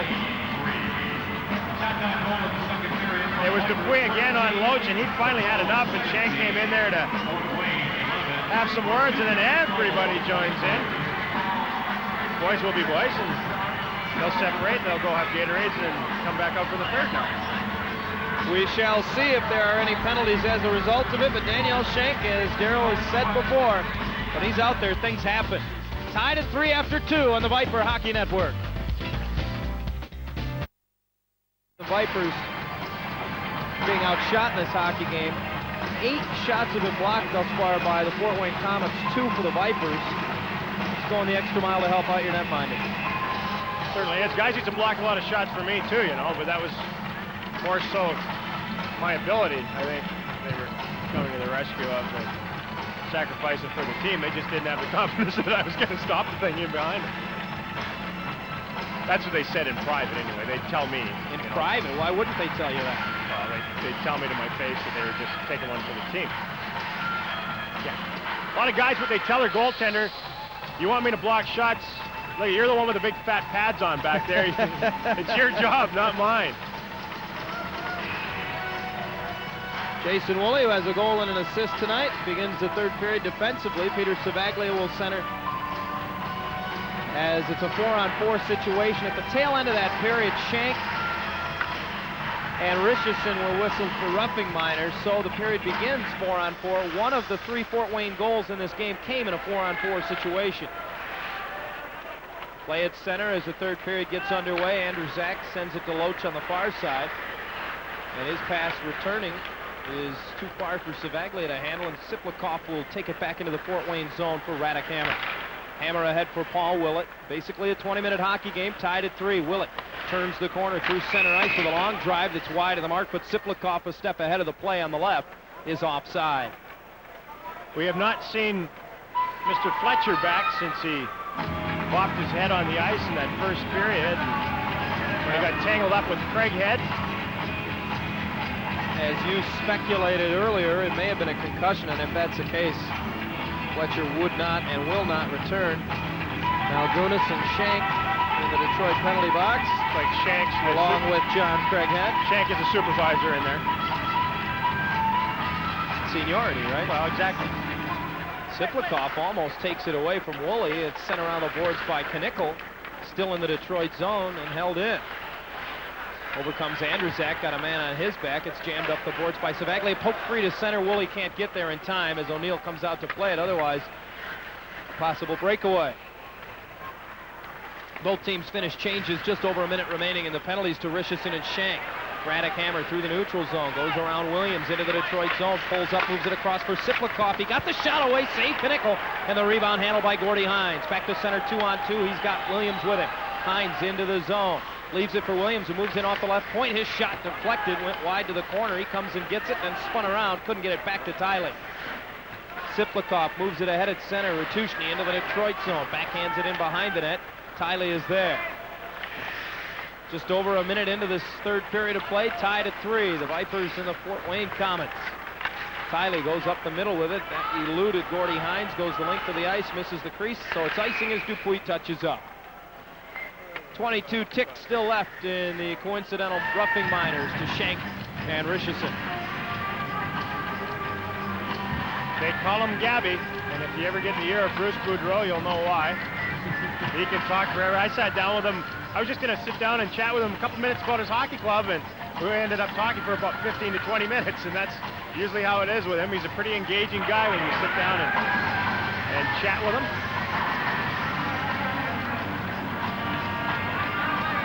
Braddock Hammer moments ago setting up Siplikov. It looked almost for a minute like Siplikov wouldn't get the shot off, but he reached back and snapped it on net. Hardy moves it ahead to center. Mark Major lost it at the red line. Conroy comes back to collect it in the Detroit zone. Viper captain carries to center, finds Buchanan. Buchanan just wants to get it into the zone, but instead plays it back to Conroy, who dumped it in. Major was in, and he needs to come back out and touch up. The penalties to Schenk and Richardson are over. Teams now even strength 5 aside. As Ratushny almost caulks it up in front. Boy, Conroy's been real close to getting some gifts in front of that Fort Wayne net tonight. It was him again. Now Boyce had it knocked away from him by Schenk, who has the helmet knocked off by Walters. Boyce gets it across the line. Walters has Chibarev. He takes the shot and he scores! Knickel appeared to be cheating over a little bit to Chibarev. Tried to reach up with the glove, and Walters went upstairs and has given the Komets their first lead of the game. And it went upstairs in a hurry, too. I mean, this is a goal scorer's goal from a guy who I don't think scores a lot of goals. Played in the Colonial League last year, only his 4th of the season. Center ice, Schenk loses the chapeau and loses a step. Boyce takes it in over the line, and then he finds Walters cutting towards the net. Good job to get it up on the stick, and then on his off wing, and it's tough for a netminder. You have to adjust when a shooter is on his off wing because you don't want to give him that whole far side. And you're right, Knickel was cheating across, and he got caught. Well, Chibarev, the goal scorer of the two, and it's pretty hard to blame Rick when he sees 92 coming across the slot by himself. As soon as Walters brought it back in his stance, that's when Knickel started to lean to his right, and he got burned on it. Walters' 4th of the year comes from Ian Boyce at 2:23. And I'm not sure. O'Neill's got an equipment problem. Yeah, who is doing what down there? Well, O'Neill. See, now what happens here, if it's something that needs to be repaired, usually refs are pretty lenient in this situation, but if it's something massive, then Ing's going to have to come in off the bench and play for a shift until they get it fixed or whatever. That's why one of his teammates is doing a little overtime there to fix that toe strap. Richardson's doing a pretty good job down there, too, assistant trainer. They have a future. Coming up in February on the 20th, the Pistons will play host to the Sacramento Kings here at the Palace, and it's Detroit newspapers. Well, at some point, I'm sure the Vipers will start to complain that this is delay of the game. Out comes a trainer now. Now Joe Franke. Ing is up on the bench looking concerned, because I tell you, when you, in this situation, you don't want to go in there for even a shift. You know, a goaltender, now he's got an excuse, you see. If he gives up a goal here or there, you know, that buckle wasn't on right. He can lean on that one. If he gives up one, low to his stick side, he has himself an excuse now. We have also received word up here that it was indeed, as Dr. Ray told us, a concussion to Steve Fletcher in the first period. And that's the reason he did not return. Vipers down 4-3 as Anderzak comes in with a wrist shot right in the breadbasket, and O'Neill will hold on. Yeah, right in the sternum. They tested the sternum that time, hit him right in the K. Guys used to tell me I had a quick sternum. I was pretty good at that area. That was one of the keys to my game. Quick sternum. 17:24 to go in the third period. The Vipers' 2-game winning streak on the line as they trail Fort Wayne 4-3.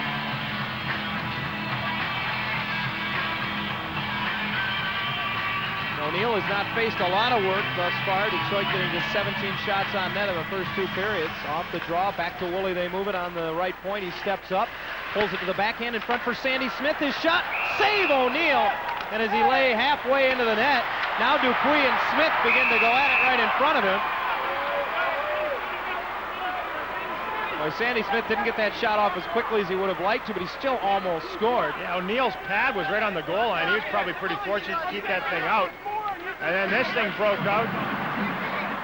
They looked at one another, and then Smith ducked ahead and gave him the horns. Started this. Really didn't get much in the way of punches thrown. Dupuis has been a thorn in a couple of the Vipers' side here tonight. Smith had to kick it up from his skates. Didn't get a good shot off, but O'Neill made it into a bit of an adventure anyway. And then everything broke loose in front. As Dupuis gave him a pretty good shot, came back for another one, and then as soon as they lock eyes, look out. And you can see the horns right in the midsection by Smitty. So we'll have more penalties. And Sandy Smith joins Craighead.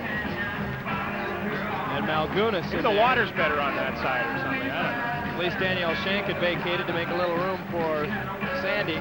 Well, you know, Smitty doesn't get in there that often, but the guys that are the bookends for Sandy Smith right now are very familiar on that side of the ice. Especially the last couple of games.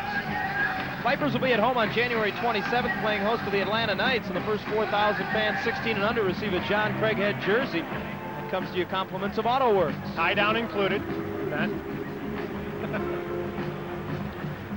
The additional penalty up on the Komets side right now after the scuffle between Dupuis and Smith, and it appears that perhaps Dupuis got a minor penalty before the fighting majors were doled out. And he started it too, so. Oh, now let's not point fingers. I'm sorry. Vipers will get their second power play. As a result, they're 0 for 1 tonight. And right off the draw, Ian Boyce able to clear it. It's a 4-minute roughing minor on Dupuis, and Smith is just given 2 for roughing. So Detroit with a chance to even it up, down 4-3. Andrzak's pass through center, broken up. But Woolley got a piece of it and got it to the Fort Wayne line, only to see Malikin clear.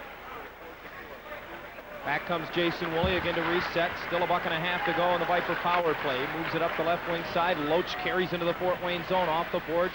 The drop pass complete to Savaglia. Now behind the net, back to Loach. As Shank in front, where else? Tried to reverse it off the boards. It's sent to the line. Andrzak, nice play to knock it down and keep it in. Up the boards though, Malikin got another chance, and this time he clears the length of the sheet. A buck 10 left in the man advantage as again Woolley comes back to get it from Knickel. Circles the net, does not slow down. Now carries to center, gave it to Andrzak, who drags it around Siklikov and carries into the zone. Savaglia gives it back to him on the right point. His pass across to Woolley, who walks between the circles, gives it to Loach in the near corner. Loach looking to find somebody, plays it back off the boards to Savaglia. Savaglia on the half wall on the right wing. Fine. Lonnie being forced, moves it ahead. Savaglia had it knocked off his stick, reaches back, kept it in the zone, but it got by Loach and out to center. 35 seconds in the Viper man advantage, and they have yet to even get set up. Andrzak again with it in neutral ice, wheels away from one check, finds the open ice and carries in. Pulls up, chips it to the corner. Conroy gets it off the carom in his boots in the near corner, tries to free it up as overcomes Major. Now he takes it behind the net. Conroy takes it to the left wing corner, trying to sneak it through to Tiley. That's picked off, and back come the Komets shorthanded. 10 seconds in the penalty as it's knocked away at the blue line off the stick of Kelly Hurd. Hines quickly moves it back ahead for Conroy. 5 seconds in the power play as he carries in. Al Conroy chips it towards the goal. Knocked back out to center. The penalty is over. Mittendorf serving the additional minor comes out of the box, and Detroit 0 for 2 on the power play. 15-10 to go. A few boo birds in the crowd at the Palace as Malikin circles back. Coming out of his own zone, and it knocked away. Savaglia couldn't reach out and get it. Now it comes ahead to Walters. His pass to Doyle, who will drive it into the Detroit zone. Around the base of the dasher, Mittendorf unable to keep it in. Mazer got it out to center. Doyle rags it back for Malikin. Fort Wayne leads it 4-3, and inside 15 minutes to go in the game. Now Walters into the Detroit zone. Put one right on, sticked away by Knick with a rebound behind the net. Mittendorf tried to get it back to Walters. Went through him, and Darrell Williams races back to center, 3 abreast. Across the line, he has Buchanan cutting to the net. His drop pass picked off by Mittendorf, and here we go, pond hockey. Back they come. Mittendorf into the Detroit zone. Wants to drop it. Knocked off his stick by Hardy, who will reset as he circles in his own zone. Ahead now for Jason Woolley. Woolley carries into the Fort Wayne zone. Pulls up, pushes it ahead. Overcomes Buchanan, who rifles it wide on the short side. Buchanan has assumed a role as a forward with Sandy Smith. Well, Smith was in the box, I should say. Craighead and Malgunas are still there, so a little short on the forwards is Rick Dudley right now. Back up the boards in the Detroit zone. Lonnie Loach circles back into his own end with it. Plays it off the right wing boards and out of harm's way to center. Malikin for Fort Wayne. Ahead now for Chibarev. Chibarev through center into the Detroit zone.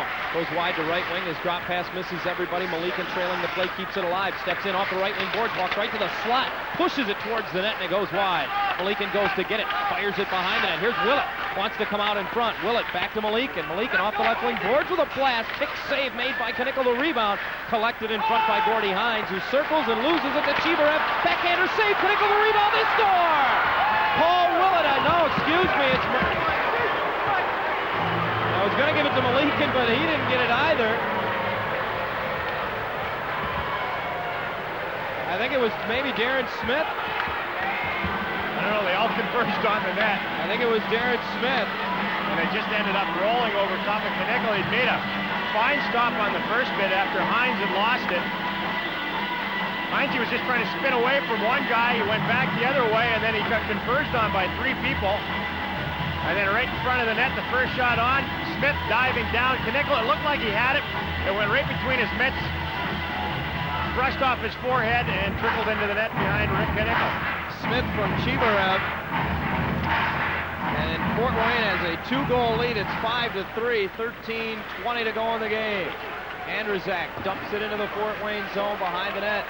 O'Neill had it hop his stick. Malgunas now out of the box with his fighting Major complete, keeps it alive. Mazer brings it back, keeps it in his zone, circling high in the slot, sends it wide. The rebound came back to him right out, kicked out by O'Neill.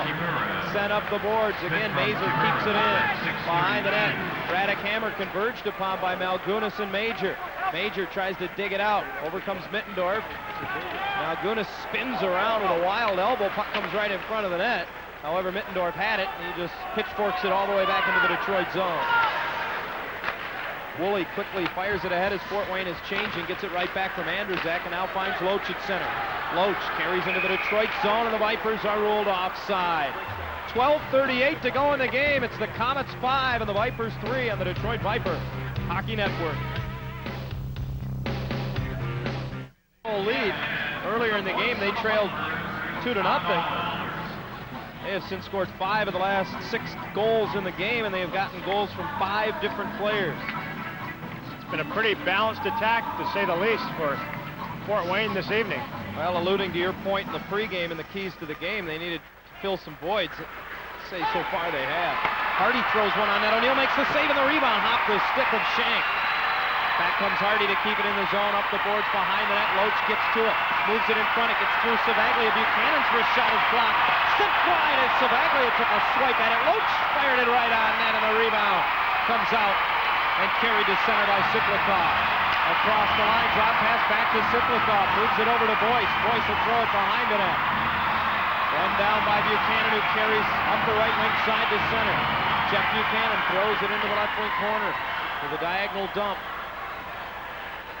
Savaglia knocks down a clearing attempt, but it comes out to center, so he'll tip it all the way back to Tiley. Rink wide for Gordy Hines. Hines flips it into the zone, goes in after it along with Craighead. Craighead, having his stick held, is able to get to it. Side of the net on the backhand.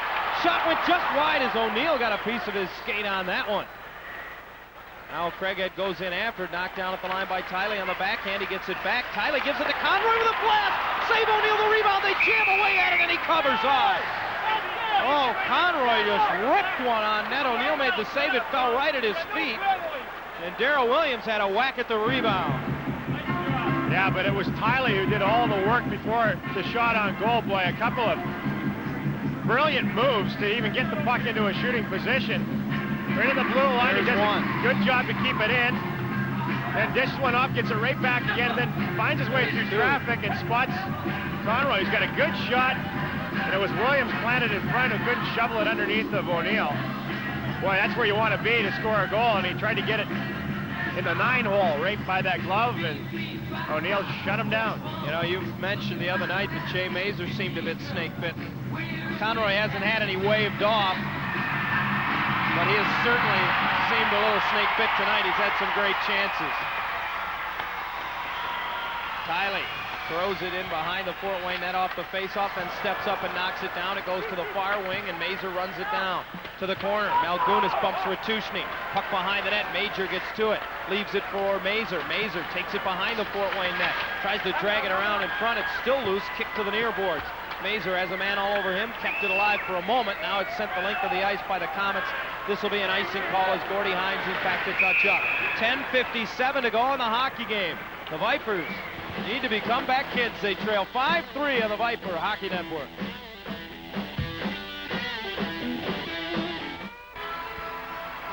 And the face-off in the Fort Wayne zone to the left of O'Neill. Savaglia to take the draw against Mittendorf. Mittendorf sent packing from the circle, and Ian Boyce will take it instead. Big Max Mittendorf. Boyce controls, and Richardson takes it behind the net, chased by Danielle Shank. Moves it ahead on right wing, and back come the Komets. A penalty coming up behind the play. I believe it will go against Shank. Mittendorf deep into the zone. Behind the Detroit net. Circles, tried to move it in front. That was knocked away. Shank thought he had touched up. He didn't get the whistle. Now Loach does when he touches up behind the net, and Mittendorf wants a piece of Andrew Zag, it looks like. They collided on the near wall. And Shank is over to get in the middle of the fray, if possible. Now this is one of those penalties that a ref can either call or let go. It was a hook, but it was in behind the net, right off a face-off. I looked away from it after I saw the penalty, but I looked away, not anticipating anything, only to see that your arm was up. Yeah, I called that one in the booth for you. He's going to call it a high stick. It was more or less a hook. He hooked him twice right in behind O'Neill as he was walking out of the zone, and right away the arm went up on Watson. So yet another power play for Fort Wayne, and boy, they certainly can't complain about the chances they've got. Richardson was coming out, a hook, another hook on the glove. He didn't even hook him with the second one, and already that was a penalty. He just clipped him, I guess, a little bit with a stick as he was trying to get around him behind the net, but that's inadvertent, and that's why you wear the helmet, isn't it? Vipers, well, that's why I wear a helmet up here. Well, I guess the saying is that you're supposed to be responsible for your stick. And any time it gets up in that area and you whack someone, you're going to get a penalty. Vipers playing with fire a little bit. Off the draw, they're able to ice the puck, but this is the 6th Fort Wayne power play. They're 1 for 5. But especially when you're down by 2, you can't afford to be shorthanded.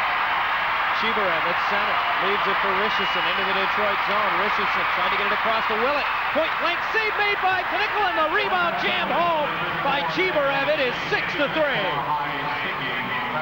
Well, again, somebody went unmolested to the net. Knickel with the first save, but there was almost more Knickel in the net after that first save than there was out.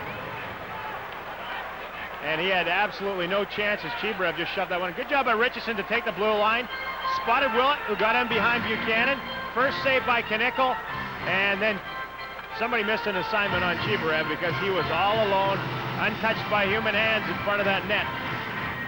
These 6 goals given up tonight by Rick Knickel equals the most he's given up as a Viper. He did so back on the 20th of December in a loss to Kalamazoo. And interestingly, in that game, at basically the same point in the hockey game that we're at right now, Darryl, Rick Dudley chose to replace Knickel with Norm Foster, knowing that they had a game the next night, and the Vipers reacted with a big push down the stretch and almost came all the way back before eventually losing 6-5. Assisted by number 4, Grant Richardson. Puck out to center ice.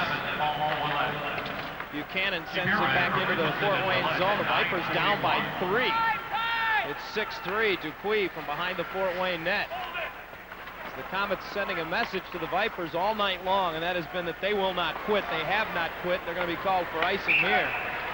But they have turned a one-time 2-goal deficit into a 3-goal lead. On a number of occasions, there's just been people unmolested around Rick Knickel tonight, and it has cost the Vipers dearly this evening. Jeremy Foster looks on at this one. He'll, I'm sure, watch the last 9.5 minutes from his position at the end of the Viper bench. Can't fault Knickel on this. I thought he played well, especially through the first 2 periods. You can't really fault him on a lot of these goals. Fort Wayne now 2 of 6 on the power play tonight. That from a team that had struggled mightily against Detroit on the power play coming into tonight. Face off in the ring to the right of O'Neill. Shank moves it behind the net for Loach. Centered for Savaglia, who tipped it on net, and O'Neill got a piece of it. Stepping up, Tiley keeps it in the zone behind the net. Loach having his stick held, now fights away from the check, only to be pinned to the wall again by Bancroft.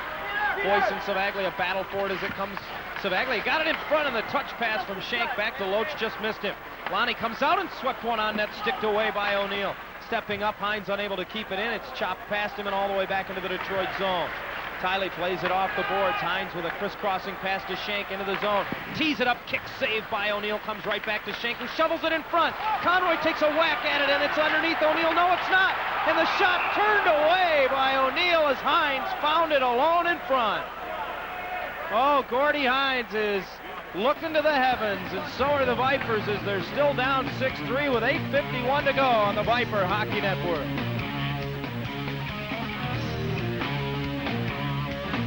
These kinds of nights. Certainly has. I mean, O'Neill was at the mercy of Gordy Hines in this pileup in front. Hines came in late, the puck squirted loose. There was a lot of traffic in there when Hines fired this one, and it looks like it caught either the stick of O'Neill and the crossbar, or just the crossbar. Big scramble in there. I don't even know how O'Neill found this on its way through. I didn't hear it tink, so it must have hit his stick. Off the draw, here we go. Craighead and Max Mittendorf. And Craighead gets the jersey over his head, and he's let Mittendorf have the left hand. He was teeing off. Oh my, and Mittendorf goes down in a heap in front of the Fort Wayne net.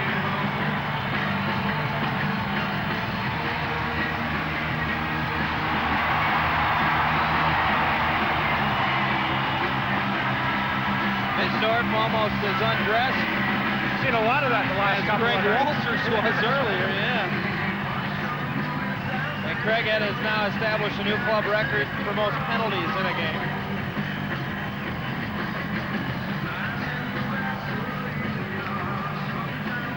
Well, Mittendorf was in that position that you don't want to be in when you're in a scrap, and that's on the receiving end of some major league right hands. It looked as though Malgunas and Middendorf were going to go, and then Craighead came in, so whether this is going to be a third man in for Craighead, we'll have to wait and see. I don't think Malgunas even knew that Middendorf wanted to scrap with him. Because believe me, Kevin would be more than game. Well, that will be an interesting development, and I think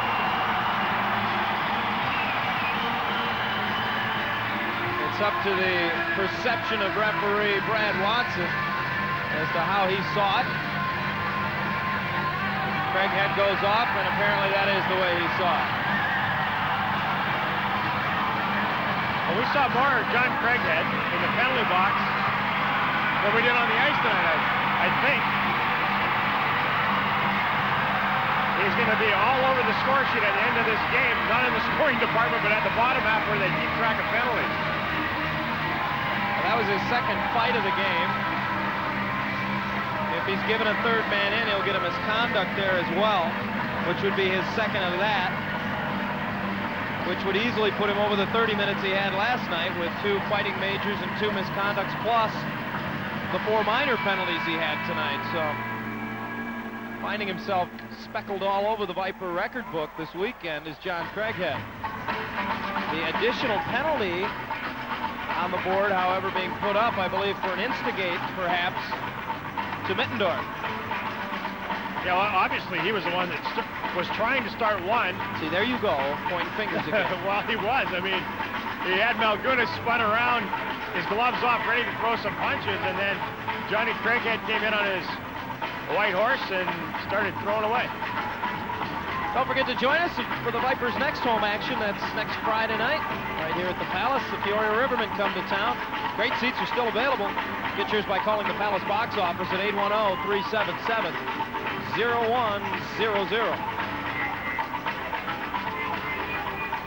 So out of that melee, it's a power play for Detroit. And Detroit is 0 for 2 with the extra man tonight. If the Vipers hope to get back in this one, they need to make this power play work. 8:46 left in the game, 6-3 Detroit. Savaglia out along with Loach and Shank. Off the draw, Shank got it back to the line for Woolley. Woolley takes a look, plays it off the right wing board. Savaglia handles it back to the point for Andrzak, who moves in with a blast. Score! Greg Andrzak, and that may have been tipped in front. Well, if it isn't, it's a big one for Greg. No matter what happened on it, it's a big one for the Vipers. If anybody got it, I think it was Shank, who as usual was parked in front. We're going to have to draw again. Savaglia starts it off, back to Andrzak at the point, and through some traffic. Was it Loach or was it Shank, who were both crisscrossing in front of that slot area? It went off somebody, or did it go off anybody at all? I'm sure O'Neill doesn't know because he didn't see that shot at all. Well, we'll wait for the conference that the players had and find out exactly whether that did go all the way through off of Greg Andrzak's stick. Power play goal for Detroit. That's the big point. It is 6-4. Although the scoreboard refuses to recognize the Viper goal. Detroit brings it right back in. Conroy hauled down by Willett, and there's a no call. And back from the Komets, 3-on-2. Into the Detroit zone. Cheeverev's pass is broken up, and turning ahead with it again is Mazur. For Conroy, off his stick into the Fort Wayne zone. He goes to the corner after it. Dupuis knocked it away. Mazur keeps it alive around the boards. Hammer gets to it, pushes it ahead. Off of the stick of Smith, played away. Now Gordy Hines brings it back to center. And at last the scoreboard says yes, Detroit scored. That only took about a minute. Puck cleared back into the Detroit zone. Icing will be the call. And the Viper bench is still standing for the no call on Conroy. The official on the goal is Shank, second of the game. From Andrzak and Savaglia. 9 goals in the last 5 games for Daniel Shank. The whole bench for the Vipers, though, was up and in the ear of referee Watson after this one, as Conroy was hauled down right in that slot. I mean, that's a scoring opportunity. You got to call that. And they went back the other direction with a 3-on-2. 3-on-2, exactly.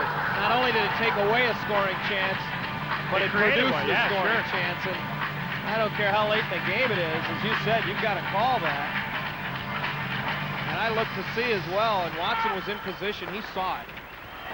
6-4, Detroit down by 2, and the Vipers continue to work hard. Savaglia chipped it over the glass and out of play. Tiley immediately signaling to the linesman that went off the Fort Wayne stick, so the puck ended up inside the blue line. Daniel Shank is still working Brad Watson. Tiley, boy, he had a big set too with Fletcher the last time they were in this building as well, at about this juncture of the hockey game. 6-4, Fort Wayne. Vipers seem to have gotten some life out of the power play goal. Tiley's blast goes right over to Hines on the far side, but he can't get the handle on it. Slips it down low behind the net. Savaglia gives chase to the corner. Goes and gets it. Back at the line for Tiley. Stops it with the glove and pushes it back up the board. Savaglia got a piece of it. That's not out. Loach moves it across, but there's Kelly Hurd to move it ahead at center. Too far for Siplikov. Back to get it is Tiley. I think Brad thought there might be an icing call, but he didn't get it. Now Hines comes over. Ian Boyce digs it free. Down low now for Siplikov. Tries to step in front and stuff it. Knocked away in the rebound. Great save by Knicholas. Hurd was right there. He got the blocker on it somehow. Malikin steps up and keeps it in the zone. To the corner. Hines goes after it. He bumps Siplikov off the puck. Upended was Daniel Shank out high. Fans want a call, but they won't get one. Loose puck to Gordy Hines ahead at center now for Loach. Shank without a helmet across the line. Loach is hauled down and no call. Oh, and the crowd is becoming livid with Brad Watson now. Shank continues to play with his arms outstretched. What's it going to take? And now he goes down again. He got the initial penalty, but then I think it was Richardson who whacked him over the head with his stick, and Shank didn't have his helmet on. Shank had his arms, I'm sorry, it wasn't Richardson, it was Smith. But Shank was complaining, he had his arms up in the air, and then he noticed that the play was still going on, so he took a run at Smith, and then Smith retaliated and hit him right across the back of the head with his stick. Shank is up, and hearing it from the Fort Wayne bench is Bill Murray. Was quickly off the Detroit bench to attend to him. This will be interesting because Shank, he better watch himself. Shank was whacked in the side of the head. You can see it's bleeding. It should be either a double minor or it should be or fought. A major, yeah. Eric Dudley waiting to see what the punishment which will be doled out. Just off the screen, Shank was complaining, and then he took a run at Smith, and then whack, right in the side of the head. You be the judge. Is that a penalty? That's high sticking. Shank will report to the penalty box, and even if the Vipers are recipients of an additional minor here, they have put a major penalty up for Darren Smith. They're without the services of Shank for the next 2 minutes. And the Vipers are running out of time.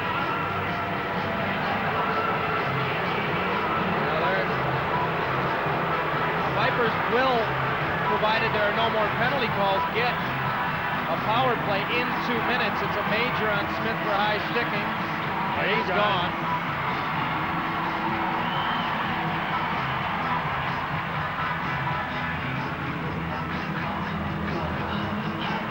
I guess the saving grace is, although it'll be a 3-minute power play, it is a major penalty, which would give the Vipers the opportunity to score twice, which would even the game up. Or thrice. Is that a word? Yeah, it's a word. Okay. They can score as many times as they want once that thing gets rolling. What if they scored 4 times? What would you say? Quadus. You would not. 6:33 to go. Provided no more calls, the Vipers will have a 3-minute power play in 2 minutes. And it's 4-on-4 in the meantime. And Daniel Shank's going to have himself one of those little lumps in cartoons. You know, in cartoons, they get whacked in the head and it just grows that little... You're assuming I watch cartoons. Little egg. What would make you think that I would watch Seem cartoons? like the type of guy that would be glued on Saturday mornings You got me pegged. cartoons. All of it was precipitated by a number of no calls from Brad Watson, and now it's my turn to point fingers, I guess, but he let an awful lot go, and even had the crowd all over him at one point. 4-on-4 as the Vipers get it down low. Loach in front for Savaglia, poked away by Bancroft. Now back to Savaglia, high in the slot to the line for Andrzejczyk. Takes the shot as it poked off the stick by Siplakov, who races after it. Back comes Andrzejczyk to pick him up as he comes into the Detroit zone. He stays on Siplakov, trying to kick it free. Savaglia comes over and tries to dig it out. Finally, Andrzejczyk pushes it deeper into his zone, and now back behind the net for Woolley. Woolley softly nudges it ahead now for Loach into the Fort Wayne zone. Loach turns the corner on Chibarev, but lost the puck. Mazer follows up, keeps it alive, moved it to the slot intended for Tiley. That's picked off. Richardson's long pass too far for Willett. Behind the Detroit net, Knickel lets it go, and icing will be the call. 5:41 remains in a 6-4 hockey game. Fort Wayne on top. Cordy Hines last night picked himself up yet another plus as he continues to lead this team, now plus 18.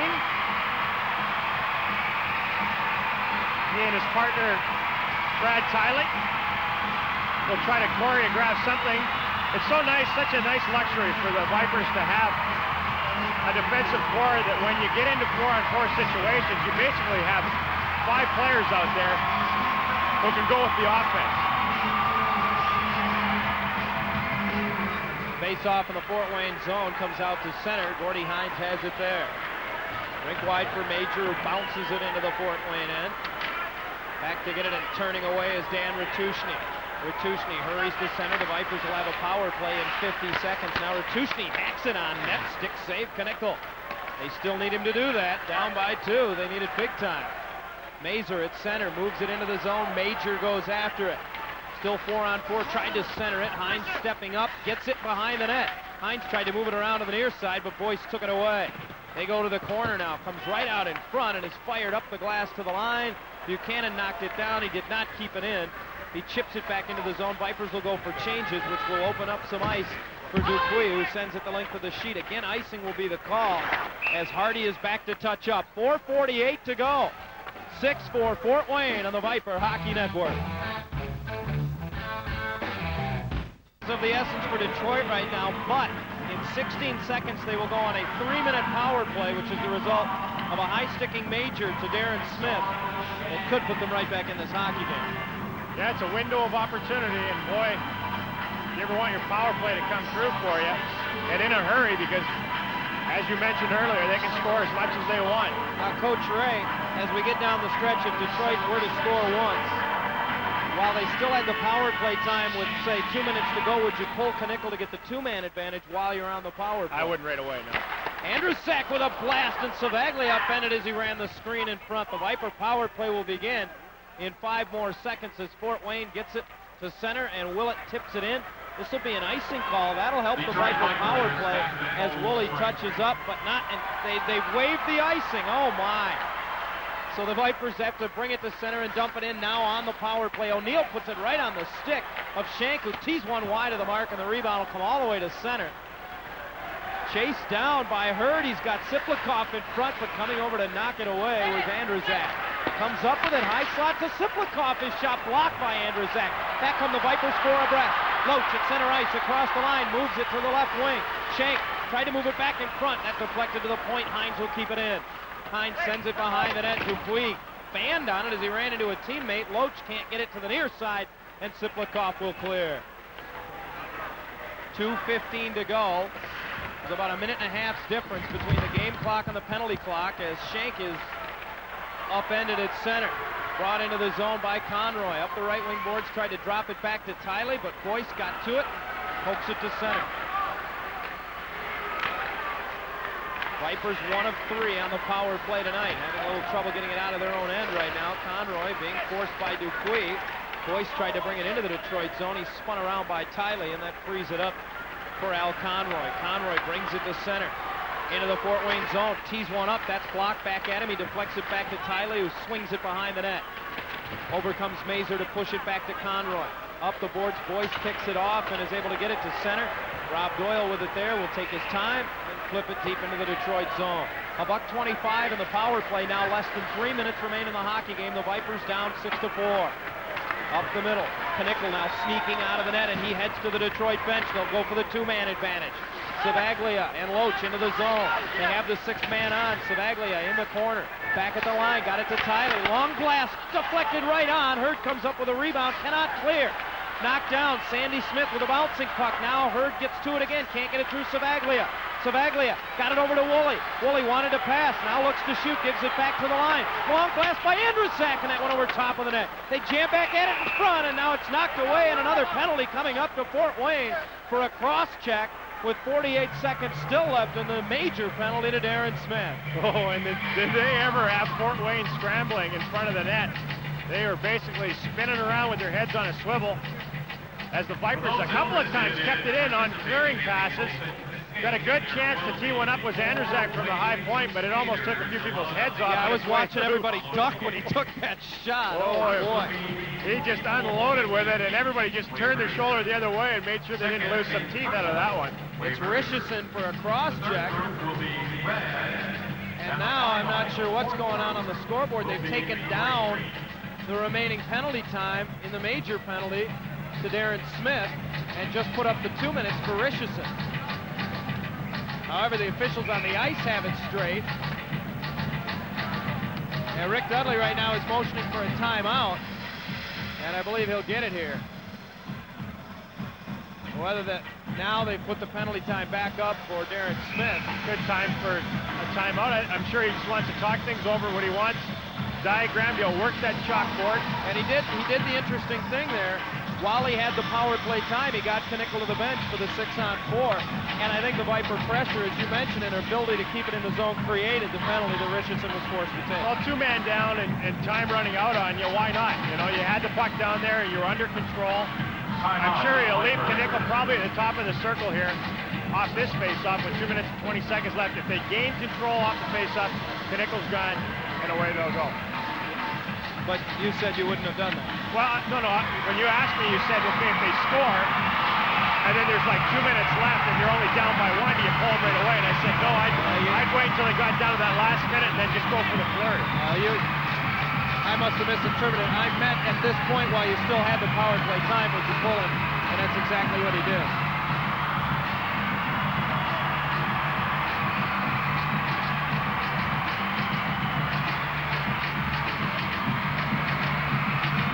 Knickel does not return from the timeout. It is a 3-man Viper advantage. He was going to be in there before the timeout.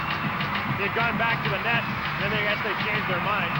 Savaglia will take the draw, 6-on-3 Detroit. Back to the line, Woolley across to Andrzak. Andrzak to Woolley as they move it into the top of the circle. One-timer by Andrzak. He scored! It's 6-5.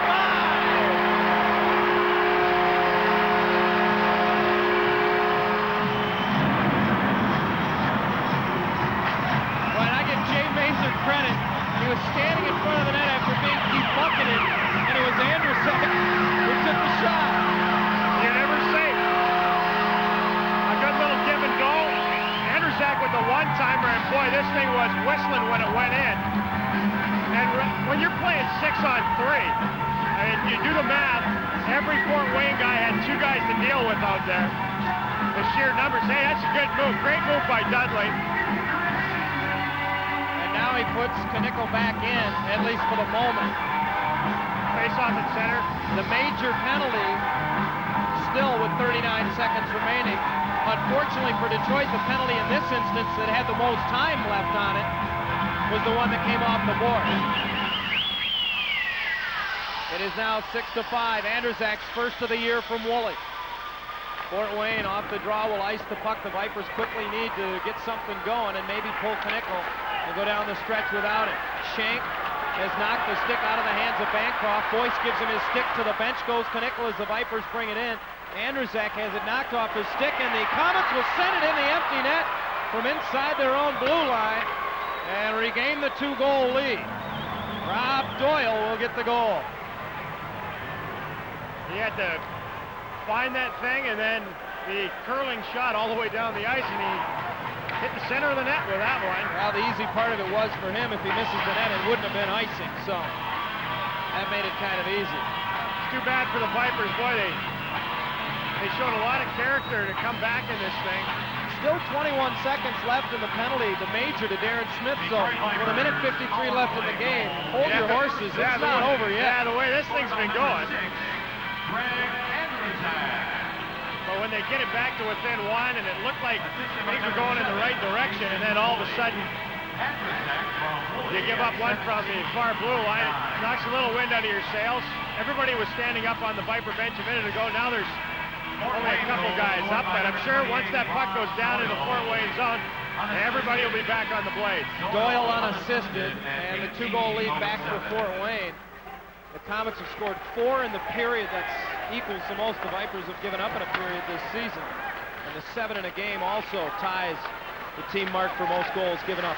Knickel again to the bench as Hines has it. He'll drive it into the zone. That's deflected high in the air and out of play. 1 second left in the major penalty being served by Greg Walters now for Fort Wayne. So in essence, the Vipers go back to a 6-on-5 with the net empty, and Knickel will return to the net as they'll face it off right at center ice. Well, some pretty creative coaching by Rick Dudley at the end of this game to get his club and keep his club in the hunt for this thing. And like you said, $1:33 left, it ain't over. On the other side, Bruce Boudreau just hoping this thing ends in a hurry. Back to full strength. Walters is out of the box. The teams are even strength. Willett just tried to flip it in. That picked off by Hines, who does a nice job as he's falling down to get it in deep. And back to the bench goes Knickel for the 6th man. Around the boards, Conroy got bumped hard. He knocked it down, and then the puck sent up into the crowd by the Komets, and that'll keep the face-off where the Vipers want it. That's deep in the Fort Wayne zone. Al Conroy has done a lot of trench work the last little while, and including tonight for the Detroit Vipers. He hasn't shown much on the scoreboard, but he's done a lot more than just score goals over his career. He does a lot of things in other areas, and he usually heads back to the bench out of gas because he gives you a full shift every time he's out there. Where's that Sewell? Savaglia will take the draw. The Detroit net is empty. To the corner it goes. Mittendorf kicks it to his stick, tried to rim it around the boards, now reverses it from where it came, knocked down. Nice job by Tiley to reach up like an outfielder and make a grab on it. Got it free to the corner. Back up the boards, Tiley again steps up and jams it ahead. Inside a minute to go in the game. Tiley with some good work again to keep it in along the boards, along with Loach. Savaglia fed it in front, that's picked off. Knocked down by Loach, who steers it towards the net. That was cleared to center. Didn't have much on it. Hines goes back to get it for Detroit. 45 seconds left in the game, 7-5 Fort Wayne. Long outlet ahead for Savaglia, now for Loach. Loach gets it back from Mazer and sweeps it into the zone, but they're going to rule he beat the puck across the line, so that's offside, much to the chagrin of Lonnie Loach. Well, with only 38 seconds remaining now, it's looking dimmer and dimmer for the Vipers in this one, and the big line, it looks like, will come off the ice for the last little bit here, and they'll get some different personnel out there.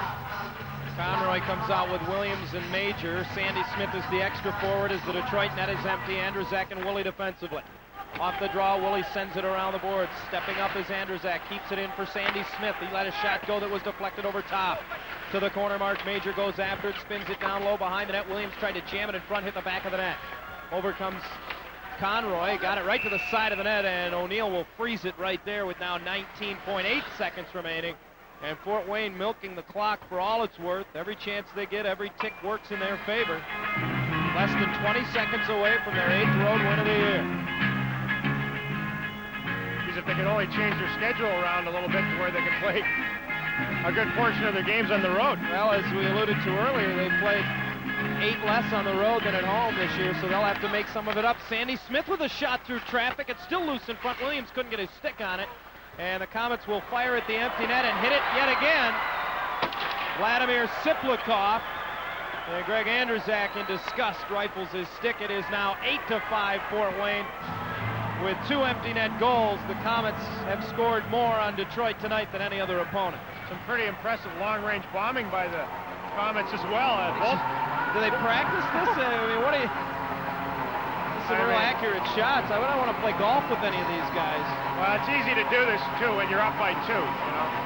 The last goal, they still had the penalty against them, so there was no problem there. And this one, there's only a few seconds left. You're up by 2. Up by 2, yeah. As a goaltender, I'd even try that. Panickel returns to the net with only 5 seconds remaining. They drop the puck. It's sent in. O'Neill will handle it. The clock runs out of ticks and the horn sounds. A few discussions after the whistle, but this one is over tonight at the Palace of Auburn Hills, and our final score. The Fort Wayne Komets 8, the Detroit Vipers 5 on the Viper Hockey Network. Club who showed us why they're so good on the road. Yeah, they really did, and they spread it out tonight. You know, it wasn't just one line, and it wasn't just one guy who did it for them tonight.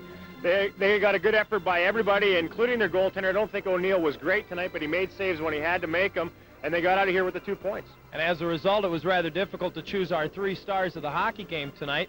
As always, brought to you by AutoWorks, the auto parts store that always does more for you. The number 3 star of the hockey game tonight from the Detroit Vipers. The beat just goes on for Danielle Shank. Yeah, I mean, tonight he just seems to be in the right place at the right time all the time, and whenever he isn't scoring goals, he's usually doing something else that gets noticed. He got 2 of them tonight. Paul Willett is our number 2 star of the game.